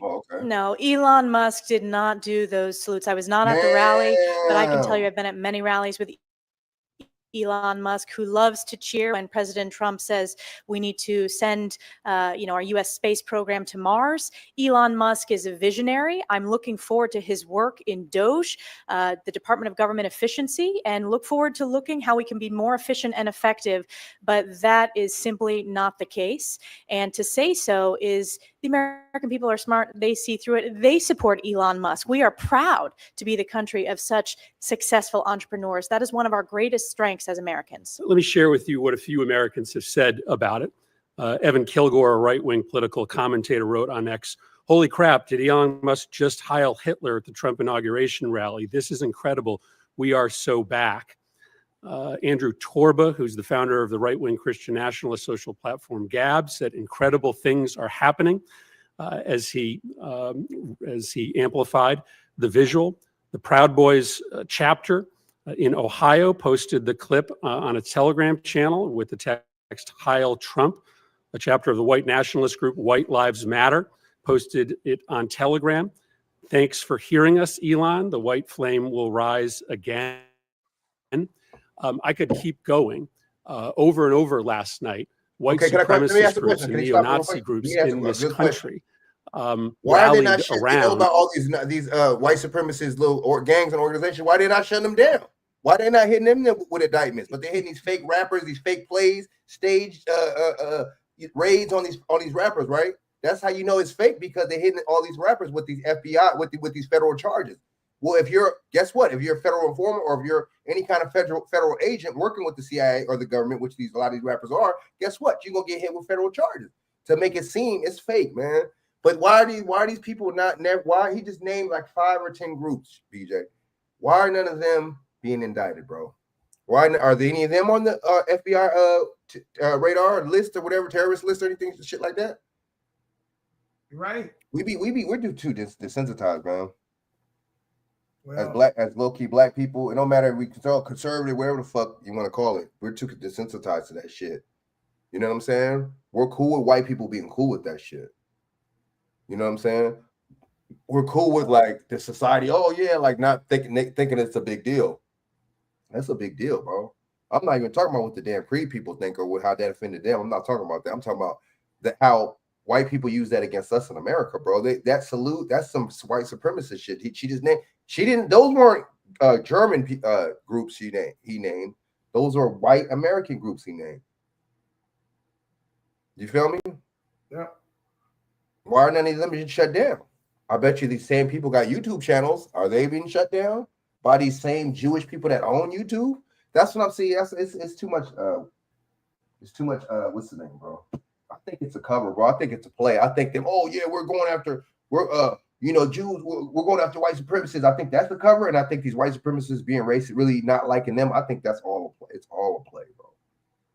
It's all bullshit. Well, let me say something about what she said. That shit is fake bullshit. Let me say what she said. Fake beef. Let me take off what she's saying, right? Because when you say something like that, out the blue like that, right?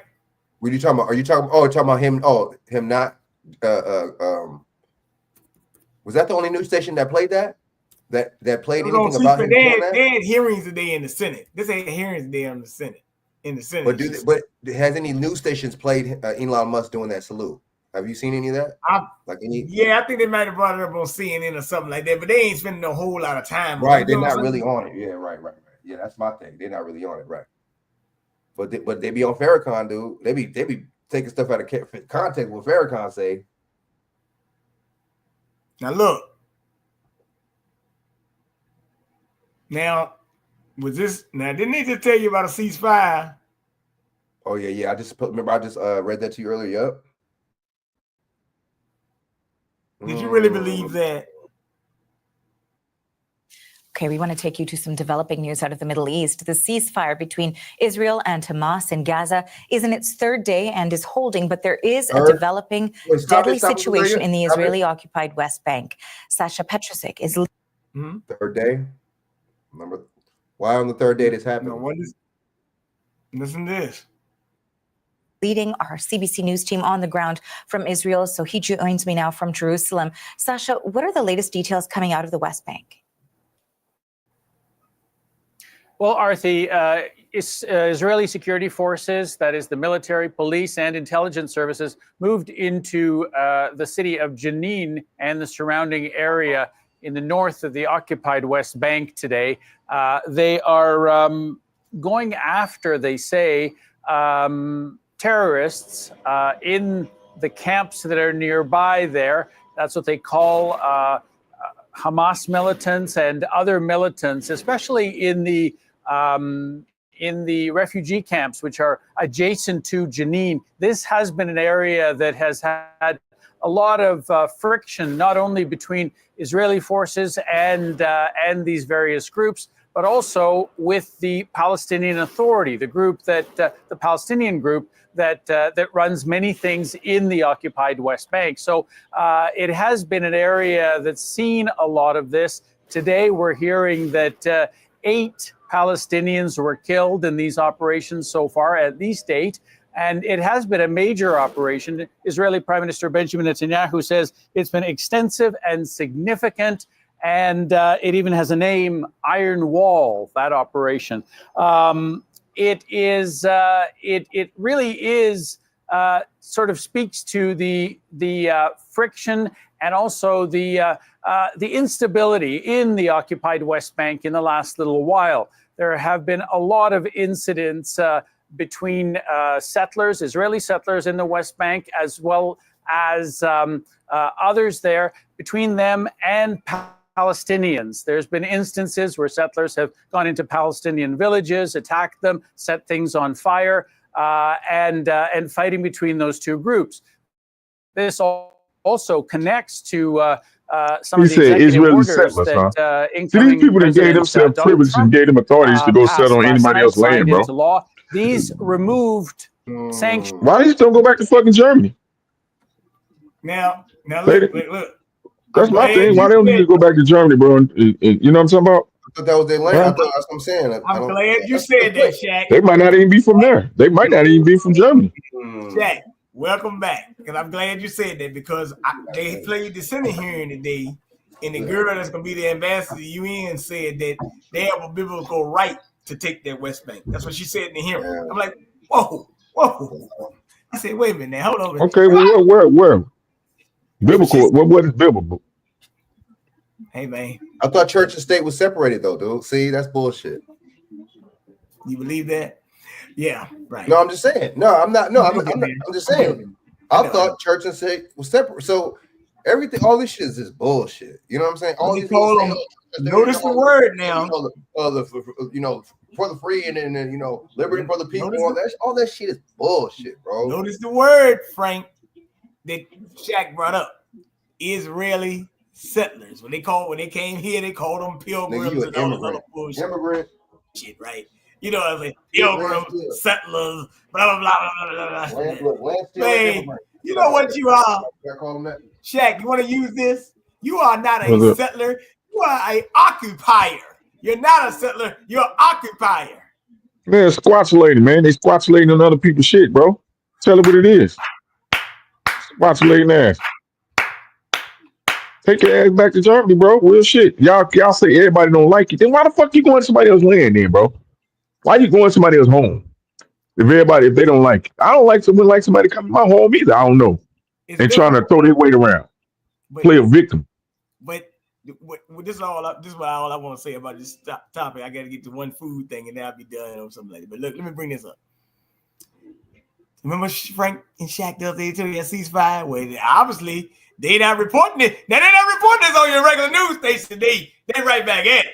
I told you they ain't never stop. I told you that the other day. That was a couple. I tell you, because the fact that they're reporting this shit, but these motherfuckers over here are reporting that shit, that go to show you, they tell you what they want you to know. And then I said, well, wait a minute. Why would she say they have a biblical right? So when I heard that in the hearing, I said, my antennas went up, Frank. And I said, well, let me go see if they still doing it. I said, well, wait a minute now. No, hold on now. And then I started looking at stuff. I said, well, dang, they said they already back at it, but they didn't mention the word ceasefire. So I was like, see, but I'm just saying, always listen to what these people are saying. Don't get too enthralled. Just know, because when they start talking about chosen people and biblical stuff, you do know these biblical laws, this Bible was used to kill people too now, right? You do know that. So you be aware of that. Always be aware of that when they mention those things. So just say, that goes to show you though. As a matter of fact, Shaq, I'm glad you said that. Thanks for reminding me, brother. Just happened the other day. There you go, Shaq. Here you go, Frank. No, here you go, brother. There you go. Fuck it. We going all out. At Harbor Freight, we do business differently from the other guys. And they banned me for 4 months, act like it never happened, but it's okay. Fuck it. We going all out there. We design and test our own tools and sell them. 8:44, everybody. And a groundbreaking announcement by the U.S. Commerce Department this week will result in a historic expansion for Jewish businesses, not only in New York, but across the country. Yeah, Jewish businesses will now be classified as minority business enterprises, making them eligible for billions of dollars in grants, contract, and loans. Duvi Honig is the founder and CEO of the Orthodox Jewish Chamber of Commerce, and he's joining us this morning to discuss the impact of this new classification. Whoa. So good morning to you, Duvi. Great to have you here. Thanks so much for joining us. Thank you. It's an honor to be here today. Yeah, I mean, huge week for you. Very exciting. Can you talk specifically about what this change means? Now, what is that supposed to mean? Let me ask you a question. I'm going to ask you a question now. Did you hear hardly any news media talk about this? No. What is it? What does that mean? Minority like a black bit, like that type of shit? Minority like that? They saying they getting classified as minority enterprises now. I'm like, what does that mean though? Like not like a minority business, like a non-white person. That's what like that type of minority? Yeah. Wow, bro. Aren't they? I thought they was white, man. Come, bro. Which one is it, bro? Are they white or they not?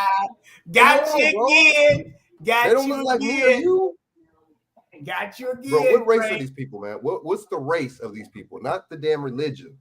You know what's funny? You know what's funny? Everybody know our damn race. It don't matter what religion black people are. You notice that? Everybody knows your damn race. So quote unquote. You see that?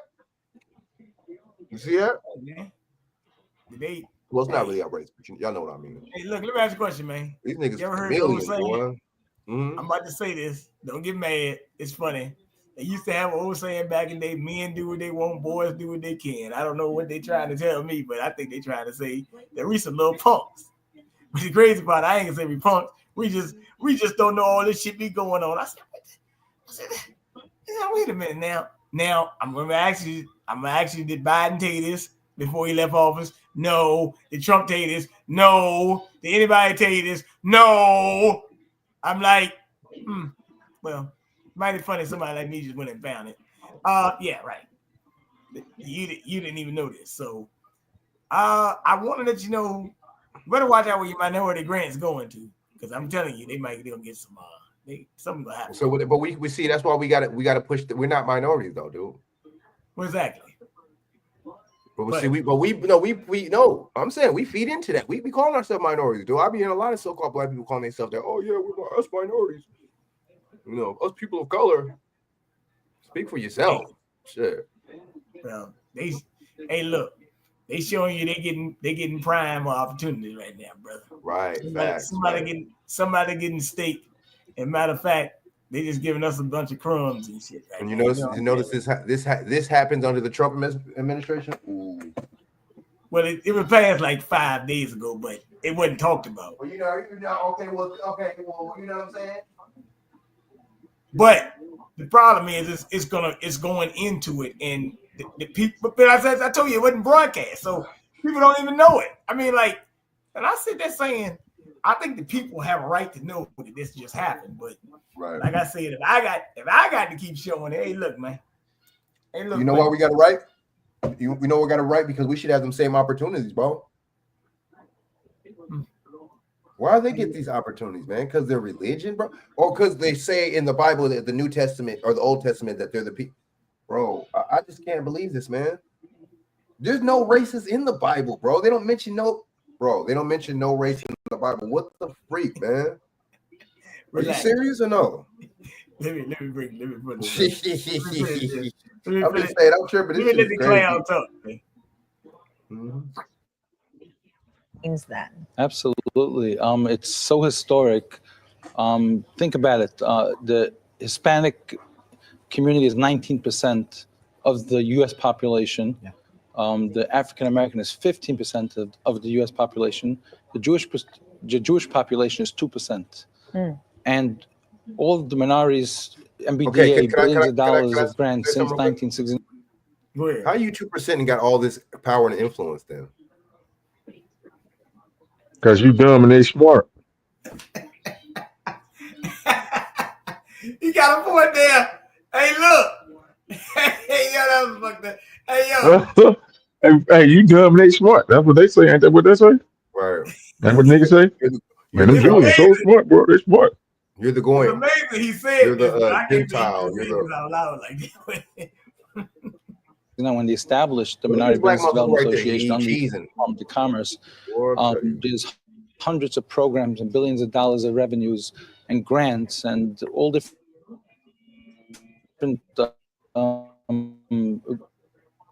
contracts from startups to big companies who are eligible, including banks who are obligated to give specific amounts of loans to minorities that Jews were not included in. Yeah.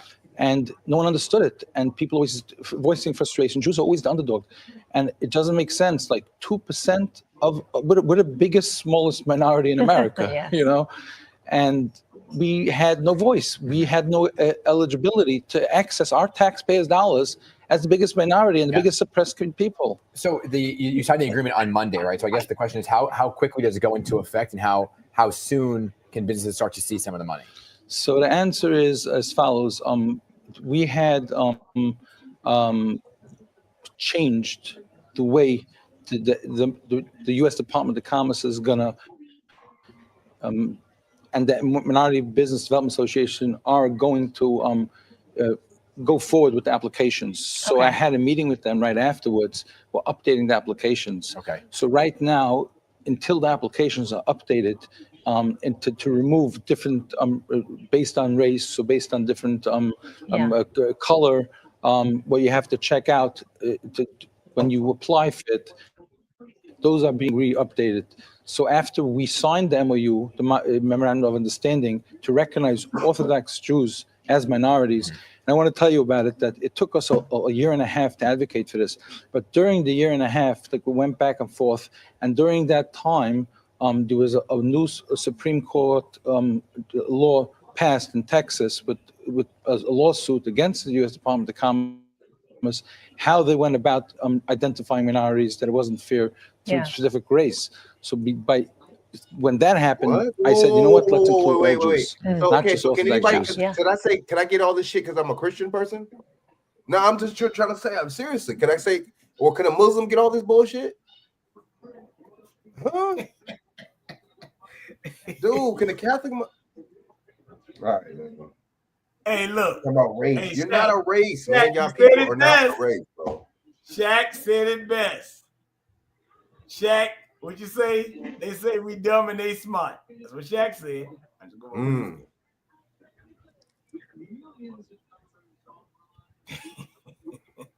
Kind of showing it, actually. And we updated the MOU, and we were able to, when we came to the final close signing, it was redone to include all Jews, not just Orthodox So Jews. how specific, or how soon can folks start applying for any type of grant, and how many businesses is this really affecting? So this is affecting across all How are 50 they only states. 2% when there's a lot of Jewish people in America, bro? How are they only 2% of the United States population.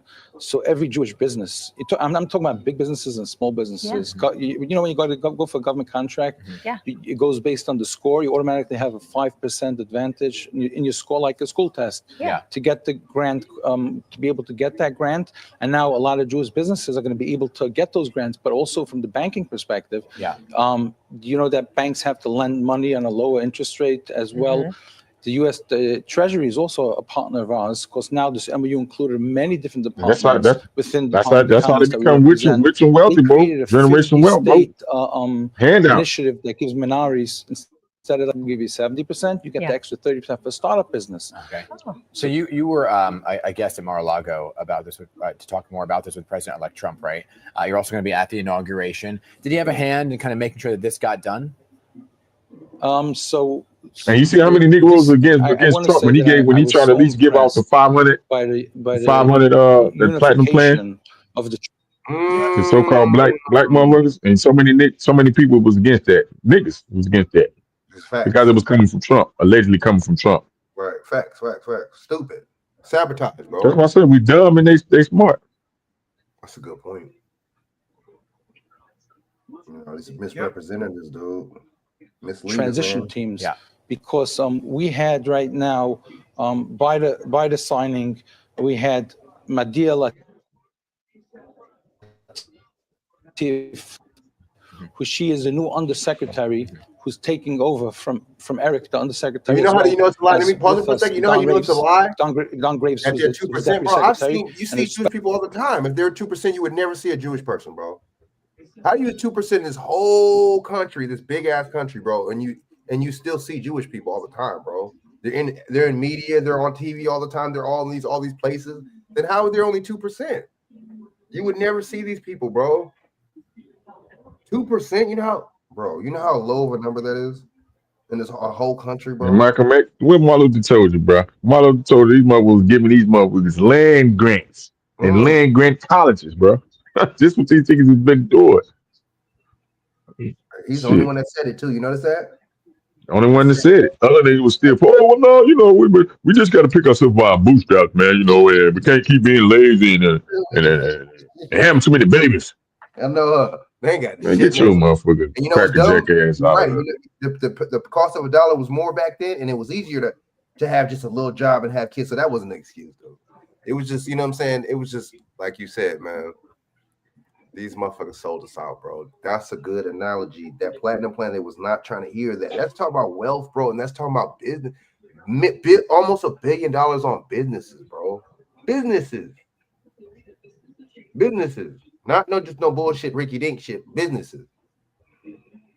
And guess what? If that would have went through, your ass could apply for some of that. See, we crazy, bro. Let me finish. But they'll get on them same black motherfuckers will get on somebody else. You know what I'm saying? It's crazy. Yep. Hold on. Special shout out to Joanne Hill, who's running MBD, who's continuing. So Joanne and Madia Latif are working with us side by side. So we had the previous administration and the new administration, and it was her first day on the job. Yeah. Good for you. Everyone was so excited. She said, "This is something that I am so appreciative to be at the Department of Commerce running this whole department with a historic change that really was a wrong that was fixed." Yeah. So it was done on a bipartisan level. So we're really excited about working with them and very appreciative. Again, I want to acknowledge Don Graves, who pushed hard, the undersecretary and the deputy secretary and the undersecretary Eric, and of course Joanne Hill and now Latif to work with them. Well, this change is a huge step, and we appreciate you coming in to talk about it. Thanks so much, Tuvi. Thank you. All right, so he letting you know that this was he just let you know that's bipartisan. Hey man, they just told you it's bipartisan, man. Hey man. That's why I don't look. But see, these white conservatives, they're full of it. You don't like the Creed people, but then yet these people are all in favor of the Creed people and doing some more stuff for the Creed people than you. So why still hold on to that party then? That's not something that'll make you say, I'm not messing with the Conservative Party or the Republican Party. It's weird. Hey, but then those same people will tell you to get off the Democrat Party or the Democrat train. Like, I don't be on no train. You know why? Because I told you, these guys on the train kept me off the train. You see what I'm saying? You see my point though? Their little talking points is, oh, you guys, why don't you guys leave the Democrat Party isn't doing anything for you, bro? That's kind of I think it's fake outrage against the Creed people with them. I think it's fake smoke. I don't really think it's real beef like that. They didn't make these people. They elevated to these people to King Kong status, dude. So how is there beef all of a sudden? How is there resentment? Oh no, that's just something to distract you. No, man. Look. No, I'm gonna tell you what it is. It's called fake outrage, and then why they doing all that? They say, "Oh, we're gonna give you some more power." It's fake outrage. Zach, what happened? Now look. Now watch this.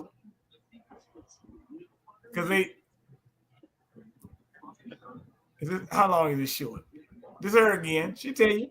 And something that I am deeply committed to doing in this role. It's one of the reasons why in my conversation with President Trump, I was interested in this position, because if you look at the anti-Semitic rot within the United Nations, there are more resolutions targeting Israel than any other country, any other crisis combined.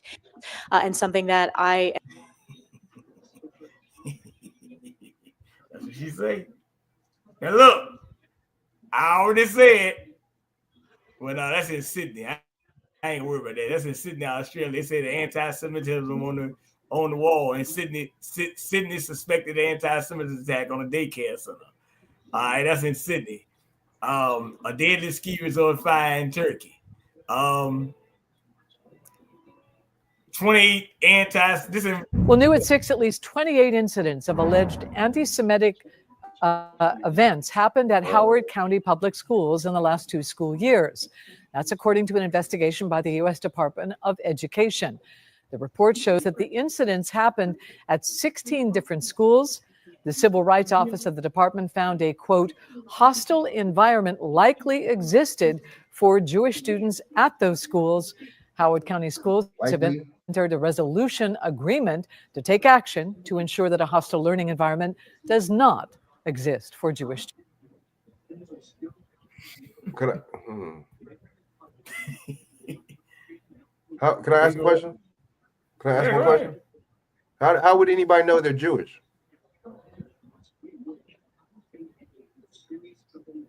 Because they say so. If a gay person's not acting gay, how would you know he was gay? See, I don't know. I guess, man. I don't know, man. I guess, man. That's just some generalizations. Man, look. See, honestly, man, remember we were talking about the UN? Remember she was talking about the UN? The UN just announced the other day they got an action plan to combat anti-Semitism 80 years after the Holocaust. They just had the conference the other day. Man, we might as well move to Israel. Damn, shit. Yeah, Askowitz going there. Fuck. Liberation Memorial.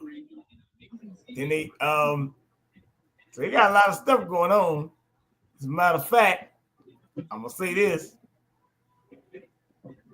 I'm almost willing to tell you they're gonna do something about this thing now because they're really trying to crack down on it. So, like I said, see, this is how you gotta corner these clowns. You call them conservatives, whatever. I just call them whatever they want, whatever, right? This is how you corner on them. Ask them. If you support this anti-Semitism bill, then you really support censorship then. Can't be it's all for all for nobody. So make up your mind now. Don't lie to me, because you're lying. The word nigga is still played on records, by the way. Ain't it? Well, what happened? What happened? Is the word nigga still played on rap albums? Yes or no? Damn, can you still play it on YouTube? Can you still stay on YouTube? Can you say it in the comment section without getting hate speech or ding? Yeah. Okay. You know what I'm saying?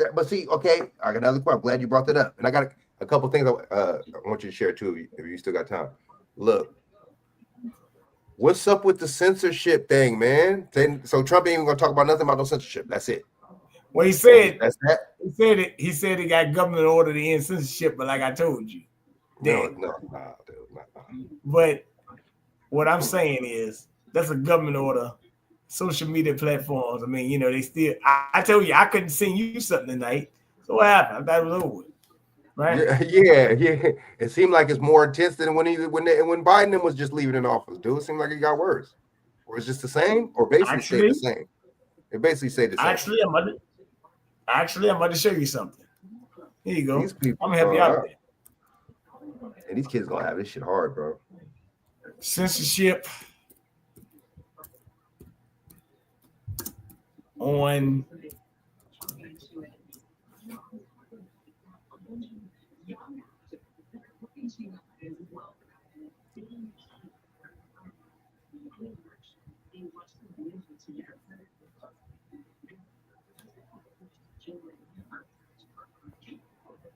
Damn, bro, this is bogus, bro. What? Oh, you got to play this. I'm sending it to you, man. We keep talking about how these people say they keep hiding these different products and these up on these other names, bro. People say they don't eat pork, but monoglyceride and dimonoglyceride is pork, bro. And that shit is in a lot of your pastries. They dirty, man.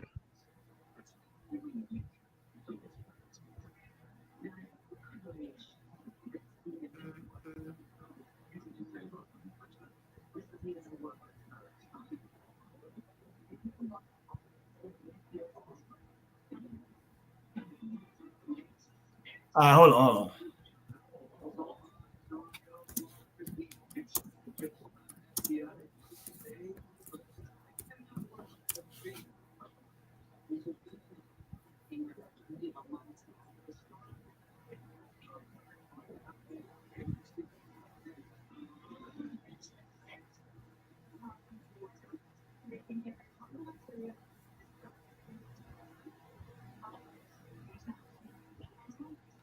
They might let me show it, they might not. Sometimes they don't let me pull these articles up, but I'm gonna show it to you.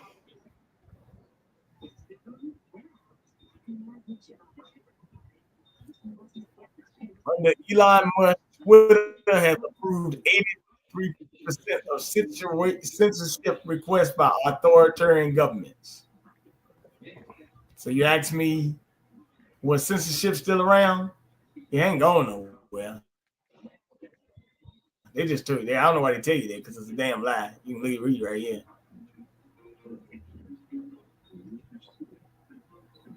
Well, how he's hiding posts, right, instead of censoring them, right? They have turned down very few. Hiding them up. Like, let me hide. Let's hide the posts. But they have turned down very few requests for content restriction or censorship from countries like India and Turkey, which have recently passed laws limiting freedom of speech in the press. So basically, yes, they are still censored. Yes, you are exactly right. Yeah. But like I said, when they tell you that, all you gotta do is go look up. Hey man, it is what it is. And then you look it up and you say, that maybe, but then you say, no, that can't be true because they still don't let you post everything. So it's kind of like, what the fuck, right? Yo, I just got something right here. They said, damn. They said the Trump inauguration said to rake in $250 million from billionaires and corporations, bro. Damn. Wow. Yeah, I told you that. Yeah, that's money. And what you want me to send this thing about Eddie Griffin? Is that what you want me to play here? Oh, you can play that if you want. Yeah, he's clowning. Yeah, he's talking about what's the name. You can play that. You talk about that child support. And then I got something. Since you probably got to go in a little while, so I got some like play like a little who was it? What was the 4-minute clip on Jack Hubbard? Probably. You can play that if you want. Let me see. I got it. For Comedy Hype News, I'm Symphony Thompson.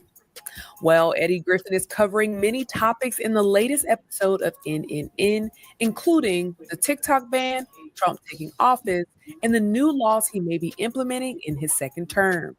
Now, during the episode, Griffin would speak and share information on Donald Trump tweeting out a new child support law. Trump just tweeted, if you put your baby father on child support, right? You can't claim income tax. You can't claim income tax. He only can. Only he can.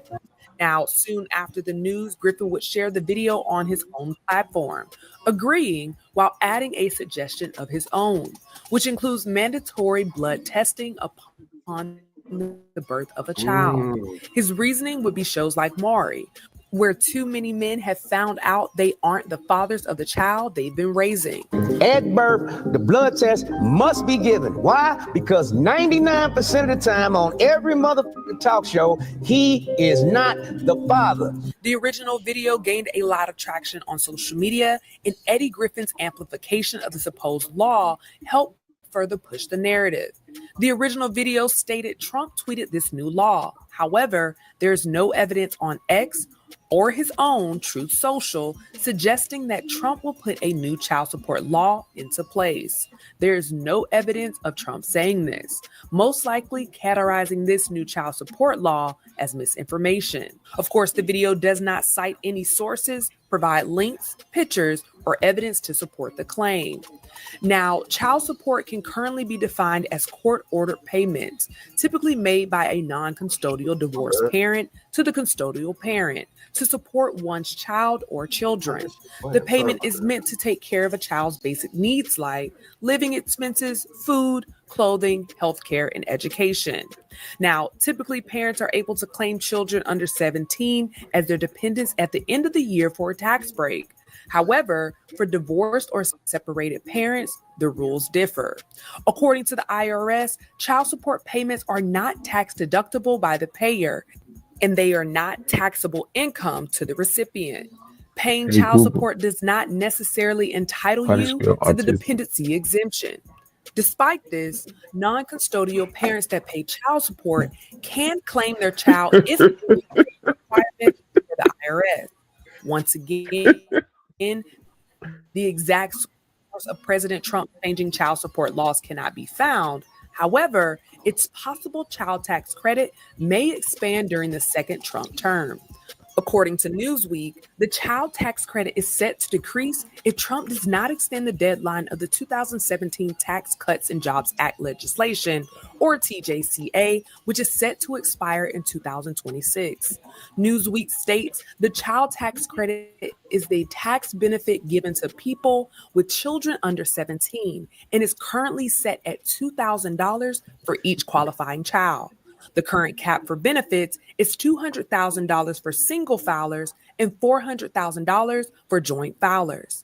If the TJCA expires, the benefits will return to only serving single filers earning up to $75,000 or joint filers earning up to $110,000. Under Trump's tax plan, the child tax credit is currently $2,000 for each qualifying child. It rose during the pandemic to $3,600, but is set to fall back to $1,000 unless the TJCA is renewed. The House and Senate are both Republican controlled until at least the midterm elections in 2026, so it is likely that a favorable Trump policy will be passed through the chambers. So what do you guys think about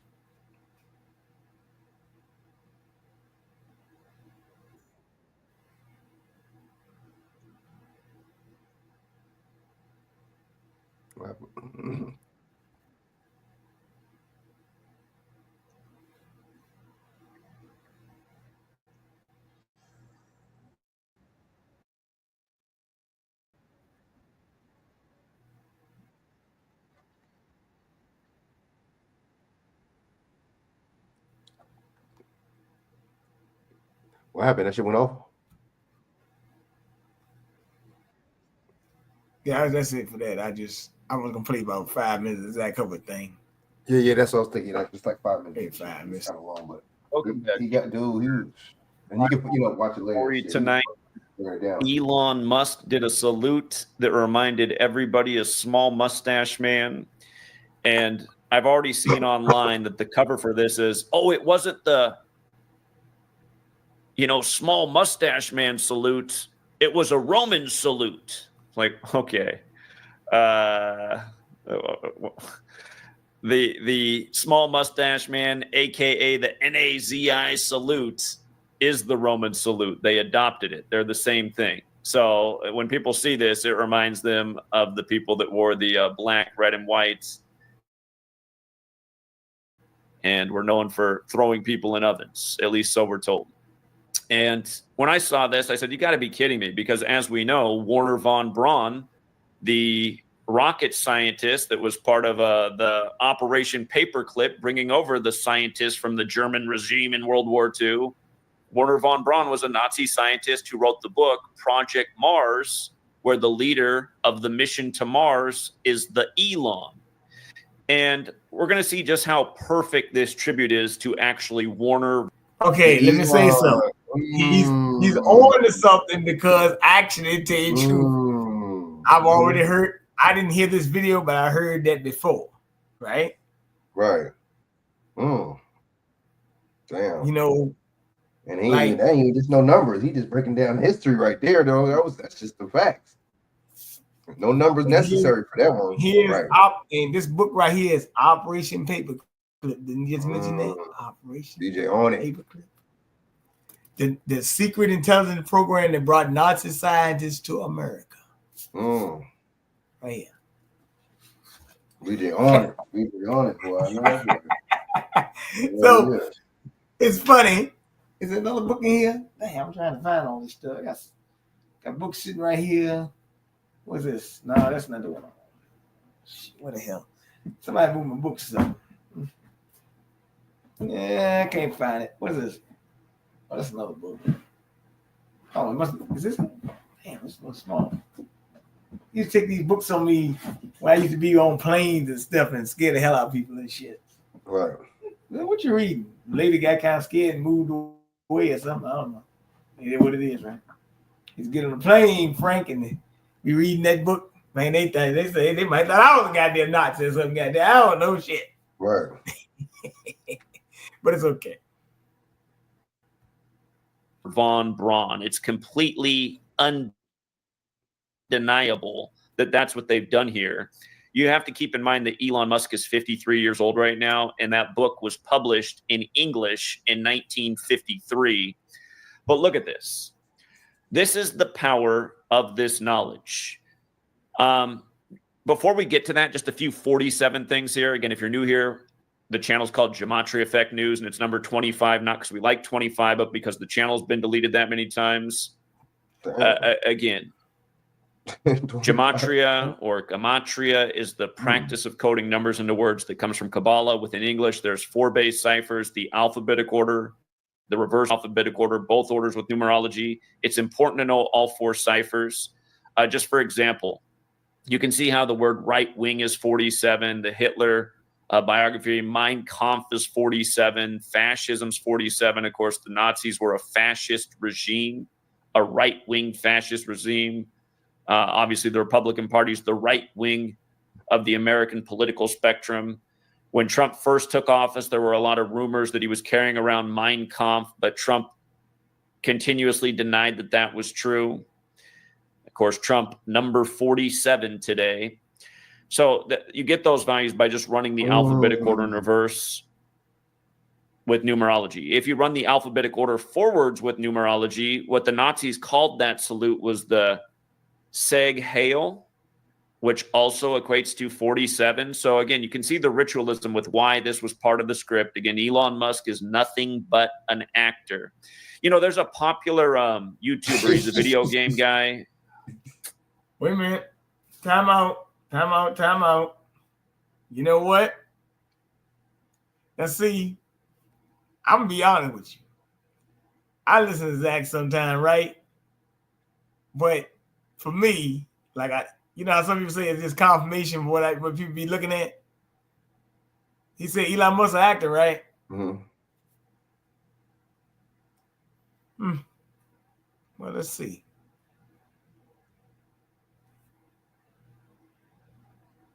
Elon Musk, actor, producer, additional IMDb, right here.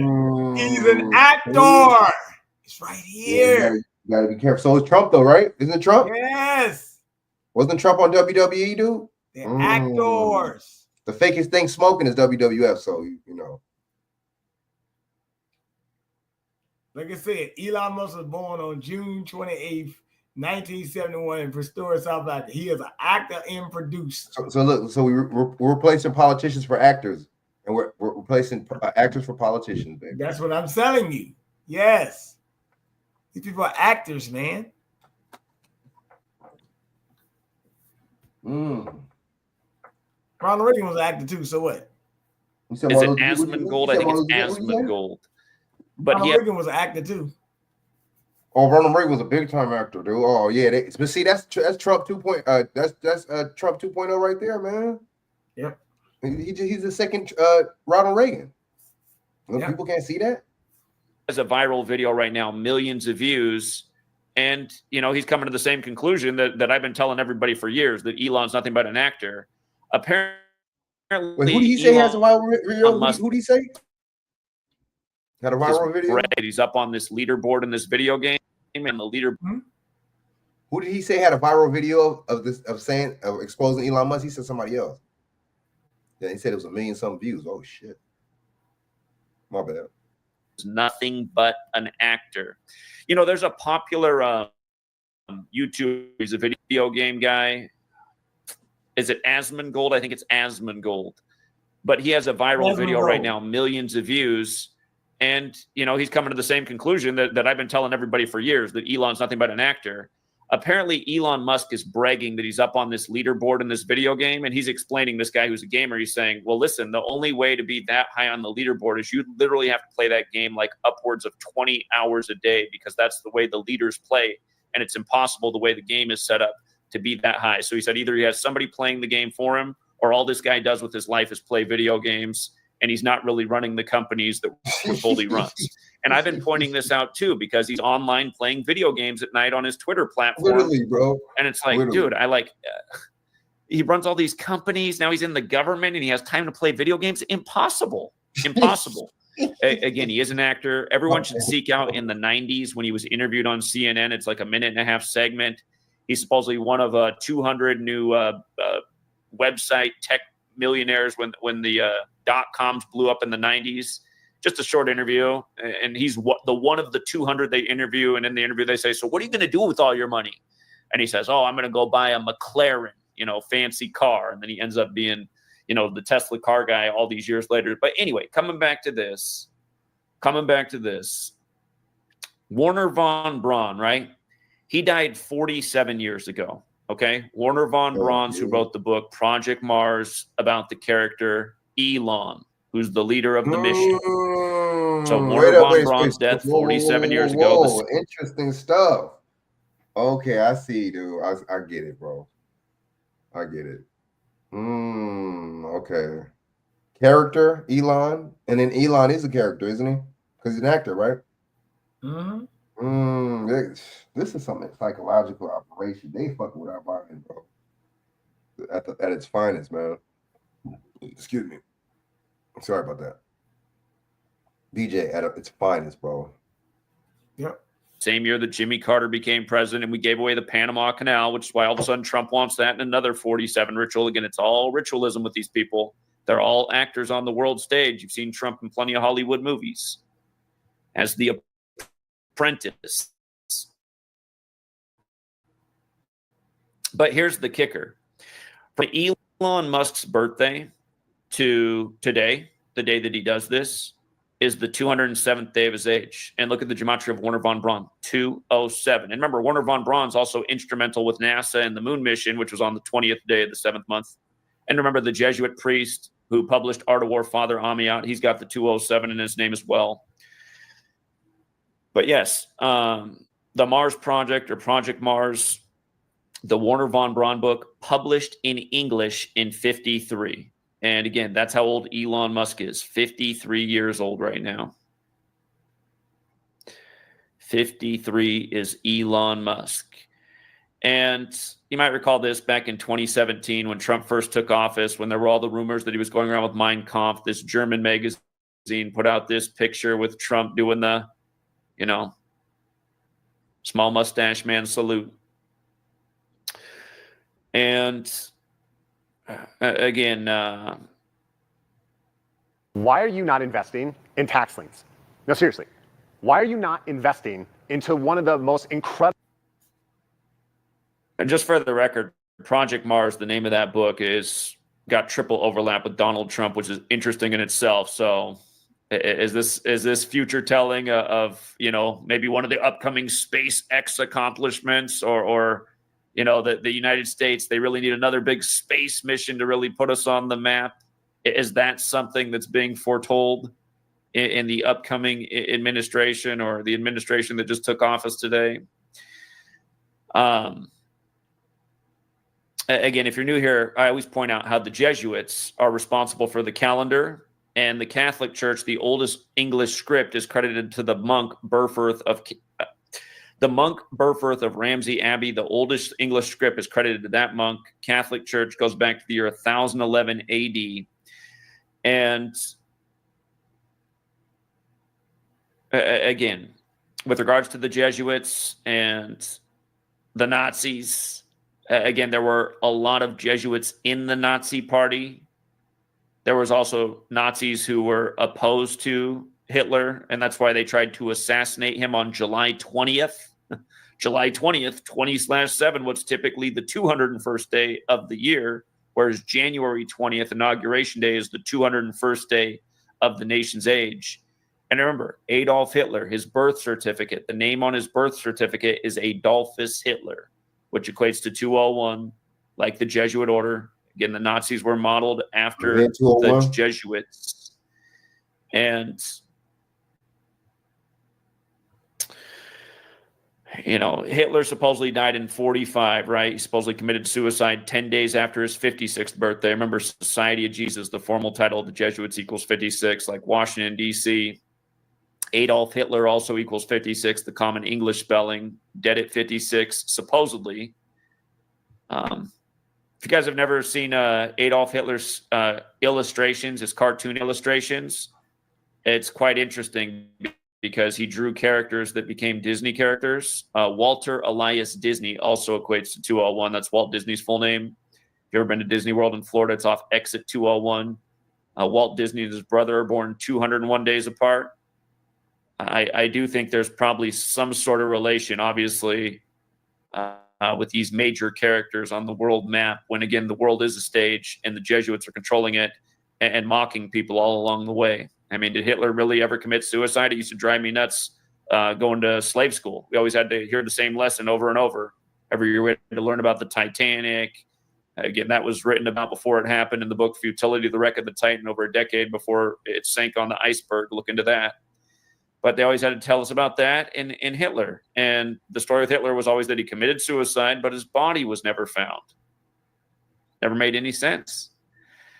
But anyway, just coming back to this 201 thing, today being the 201st day of the nation's age, the day that can be written 20/1. Again, here we are from July 4th to today, the 201st day of the nation. Some of you guys, I don't understand. I don't know if it's like you don't speak English as a first language, but it seems like a comment that's left in every other video. What does it mean to say the 201st day of the nation's age or the 201st day of someone's age? What does that mean? Every time I get that, I'm like, people really don't understand what that means. I mean, what could it possibly mean other than the 201st day of the current age? It doesn't mean 200 days after July 4th. Otherwise, I would say 200 days after July 4th. January 20th is 200 days after July 4th. That is true. But what is also true is it's the 201st day of the age. And the age is 248 years old. Like President Donald Trump equals 248. Like how the election was called for him in 2016 while we were on 248 electoral votes, or at least he was. Again, I don't understand why people get caught up on these really simple things that should be easy to understand. If it was July 5th, it would be one day after the nation's birthday. Would it make sense to say it was the first day of the nation's age, or would it make sense to say it was the second day of the nation's age, one day after the birthday? Okay. Hopefully I've made my point.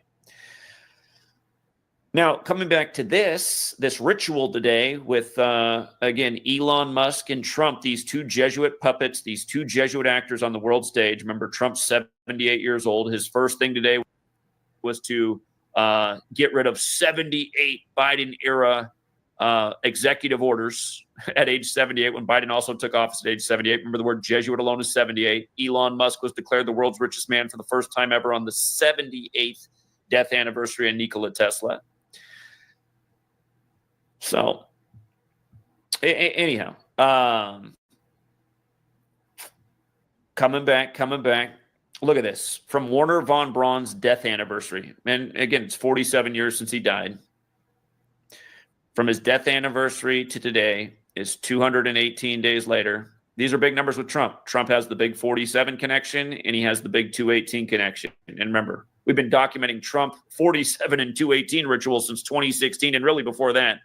I didn't catch on to 218 until 2016, and the reason I caught on to that number with Trump was thanks to somebody who goes by the name Zenith of the Alpha. He started calling into TFR about it at the end of 2016, and then the rituals just started to amount, just like how Trump just announced that crypto coin. Remember, cryptocurrency equals 78. Trump's age, 218 days after Trump's birthday. Trump's presidential alert. He says he's the father of that alert that goes out. They've done it 2 times now. It goes out at 2:18 Eastern Standard Time. Yeah, I think it was like 78 executive orders. Now, come to think about it. Come on, man. You know what, man? It's crazy. You guys kind of like laughing about it. It's okay, man. I get it, man. I get it. Basically, what you said is like they They put it right in your face, but you didn't recognize. These motherfuckers put it in people's faces, dude. Like, damn. I'm not But mad. that's how you know they run psyop operations and they fuck with people's minds and all that and shit. Engineering can sit and all that because look at what they're doing and shit. Look how they put stuff right plain in your face like that. Yep. Hiding it in plain sight. It is right there in plain sight. I cannot lie to you, man. Man, the psyops, man, psyop Saturday, baby. Tell them.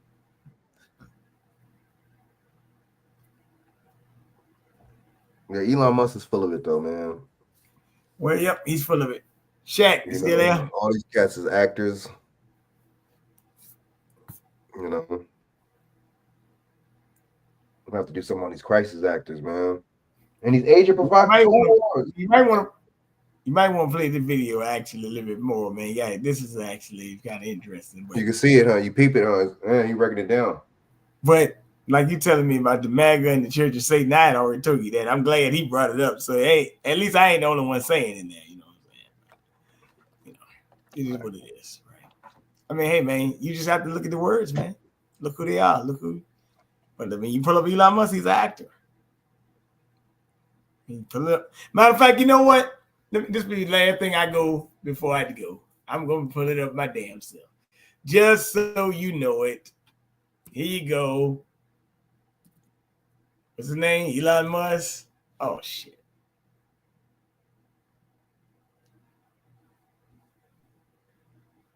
Shit. They're doing that.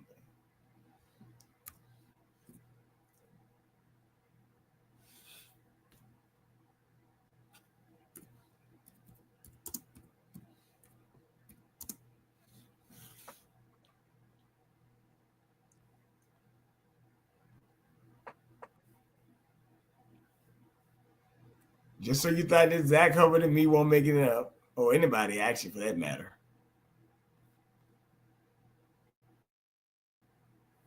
MAGA. There it is. There it is. Hey, look. You stay right there, Frank. You see it in the black and white. Elon Musk, an actor, producer, additional. Damn, cats be acting. Like I told you, he don't even own that company. That shit already by DARPA, man. But they tell you that, and then y'all say, "Oh, he owns Tesla." It's military technology, man. Right. On some Transformers type shit. Military. He's a military contractor. CIA operative, actually. But what do I know? And at this point,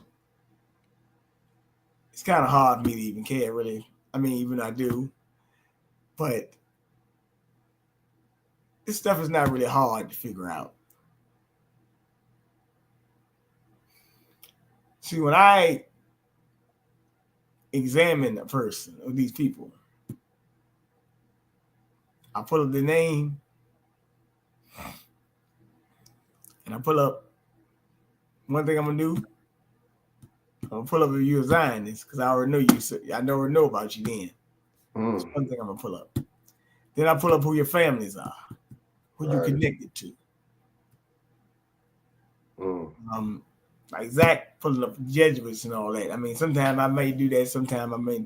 But when I look at your last name, unless you change it to like Green or Green, because you could be Greenberg and then you could change the name to Green. So these people actually do a lot of things like that. So that's true. Sometimes I have to go back and look. Like Adolf Hitler, you might not even realize his name, right? Because he had a different name too. But at the same time, we just have to just learn what's going on and be able to analyze things, and then it won't be that hard. Like, you know, I pulled up 2 things a day, well, more than that actually, but I pulled up 2 things today that was talked about with the least defining chick and the thing with Stargate. And if the mainstream media, Fox News, CNN, they're not gonna spend a whole lot of time on it. I showed it down what they really doing, the AI investment, all that data centers. That's why you got what you're going on in California with the wildfire. They want to build some data centers out there. Oh yeah, you can tell. You can see that. So Mm-hmm. They want to do it in Texas as well. They're doing it already. It's already in Virginia, man. They make it more in Virginia, but I mean, it's what it is, man. I mean, hey, look, it's at this point, people got to figure it out because, I mean, really,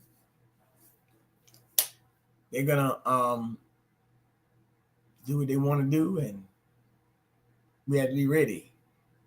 Unfortunately, they get you the left-right paradigm, and this one, that one, this one, that one. Hey, remember this: the rhetoric is different, the agendas remain the same. Right. Manifest destiny. Good point. Is the agenda. That's a good point.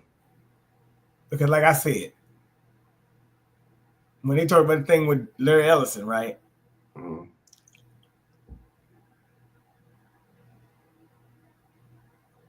Am I mad at Larry Ellison? No. Like I ask people ask me, you mad with Biden? No. They're actors. They're doing their job. I can't get with a man mad with a man for doing his job. I gotta look at you that you don't know that these people are actors. But I do. You know it. That's why they put him on TV. Well, very rarely do you see Larry Ellison on TV. Right. As a matter of fact, actually, Donald Trump told you that basically you don't have to do this. They don't see you often. He kind of let you know.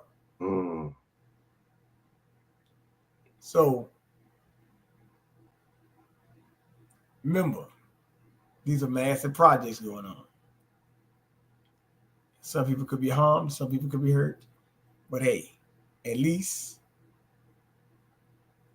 I did spend Tuesday, January 21st, and now we're in January 22nd. I did spend 2 hours or 2 hours, 37 minutes of my night at least trying to show people something. I can be very happy with that. So it is what it is. But go ahead and share your information, man. Yeah. Word. Yeah, thanks for having me on. You know what I'm saying? Good. This is good information, good topics. Salute. So we just gotta be aware, you know what I mean? And we stay vigilant and watchful from these damn people, man.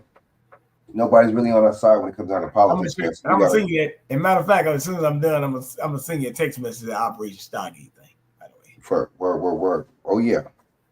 So none of these people are on our side or something like that, man. These politics, man.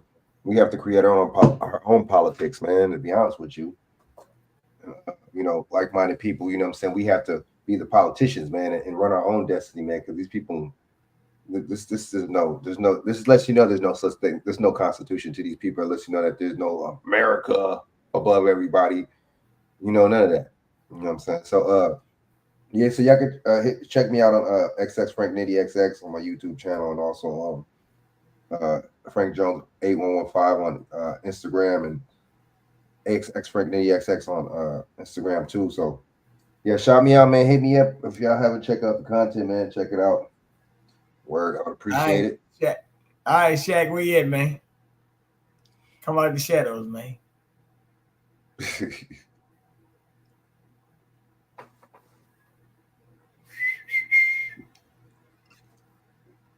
Well, maybe he's in the shadows. He sleep or could be whatever. I don't know. But nevertheless, you out of here. Nigga, I'm asleep, Nick. Get up then. Charlie, man, like I said, like I just told him, I done spent 2 hours and 40 minutes now of my night explaining this Project Stargate, which I sent to quite a few people, but I don't know. People, I guess, hey, look, man, I might do another show on this Project Stargate too. But remember, Shaq, they're starting it in Texas. Republican state? Hey, man, it's money, man. Yeah, it's Abilene. Abilene, Texas. What, Stargate? No, he said the one program, the one whatever that stuff they were talking about. Oh yeah. He said it was going to be in Abilene. Yeah. Yeah. Well, I know they said they're gonna be a 10 data. That's like well, that's a lot of. I think that's where whites at. A lot of white people at. I don't think no black people in Abilene. I think 10. Well, I know this is 10 data centers they're gonna build in Texas. Mr. Ellison. Never forget, like I said, Larry Ellison owned 98% of Lanai City in Hawaii. They're the island. 98% of that island is his. Other 2% is by everybody else. He's worth $204 billion. Right? 204 billion. Damn. Yeah. Boy. So what's donating? Man. Yeah.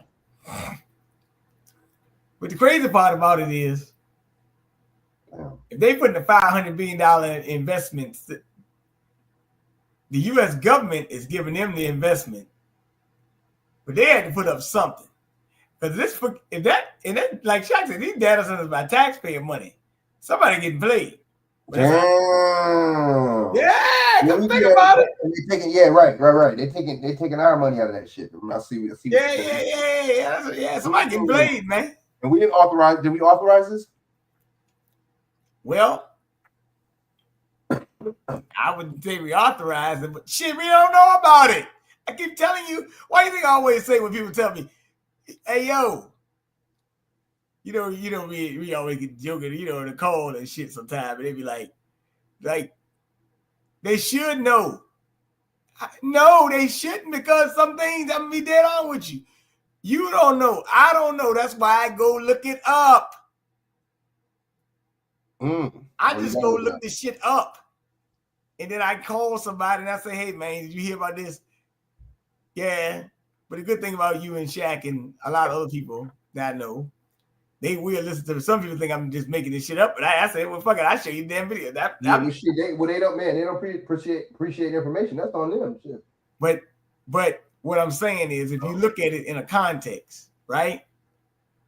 Like, once I know it, I'm like, yo, but like they be saying, like, people say, out there, you should teach your kids stuff.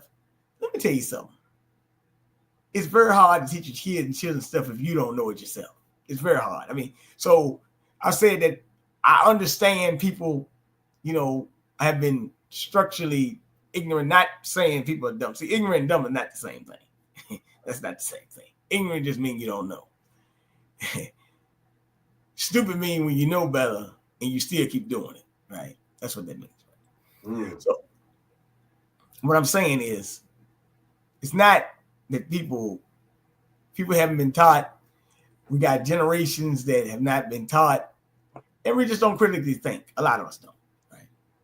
So, and then you still can, even if you can critically think, if you're not careful, you still can fall for the psyop, as I showed you with the psyop planning that they had, right? So you just have to be careful not to fall for the psyop. Always. As soon as you get some information, or they come up with this big news, right? Breaking news.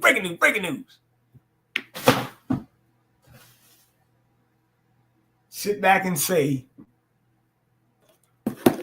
with the breaking news, what did I just hear? And never try to jump on the story too fast. Right? If you don't jump on the story too fast, you can figure it out, because some things just don't seem right. However, them stuff I played tonight, they ain't gonna bring that up no way too much. They ain't gonna bring it up too much. Don't worry about that part. They are not bringing that up. So they ain't gonna bring up that stuff that I told you about was going on West Bank that much. They might, but I know damn well they're not gonna tell you. They're trying to come with a. So that lets you know that ceasefire is BS, man. There is no ceasefire then. I told you that. That's what I'm saying. That's like, come on, man. Look what they announced it. 119-911. They announced it on 119. Come on, man. Yeah, do it on 119. Right. Yeah. So I mean, it's what it is. You just, like I said, man, just people have to know. And sometimes, and like I said, I can't help everybody because they're not. I'm not gonna say they're not program, but when people have been relieved propaganda, sometimes you just gotta think through this thing and say, "Hey, look, let me go back to it," and then you'll say, "Hey, wait a minute, hey." When everybody starts talking about a story at the same time, including, I hate to say it, unfortunately, you know, I mean, we're on YouTube. It is what it is. Some even good people, content creators or whatever you want to call it, they get into it too. Some of them don't know. Some of them do know. It is what it is, right? But at the same time, I just want to know, don't make yourself a willing tool of the propaganda. It's time to rise out of that propaganda because you are influencing people and you're talking about, I'm not saying people should talk about immigrants. They should talk about it, but don't spend like a lot of time on it if you got so much other thing going. Because like I said, the media focus a whole lot of time on that. That's what tipped me off to say, if you spend that much time on this, what are you really doing on the back end? Right. That's why I said so. And that's why I appreciate you and people and everybody that brings up things outside of the mainstream. Facts. But then again, but it's okay to bring up things in the mainstream too, but you need to provide context and know that it's a twisted angle here. That's what people need to realize. But that's okay. I mean, hey, look, I get it, but I just want people to get it before it's too late. And normally, to be honest with you, it's too late. Get this ship. Train left state. All right, Shaq, shout out the information, man.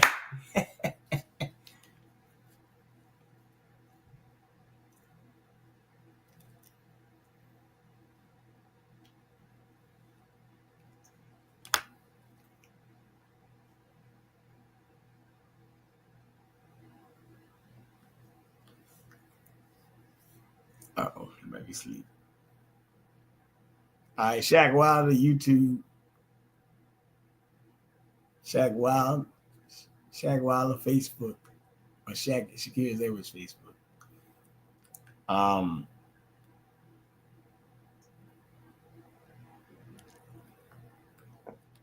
And that'll be it.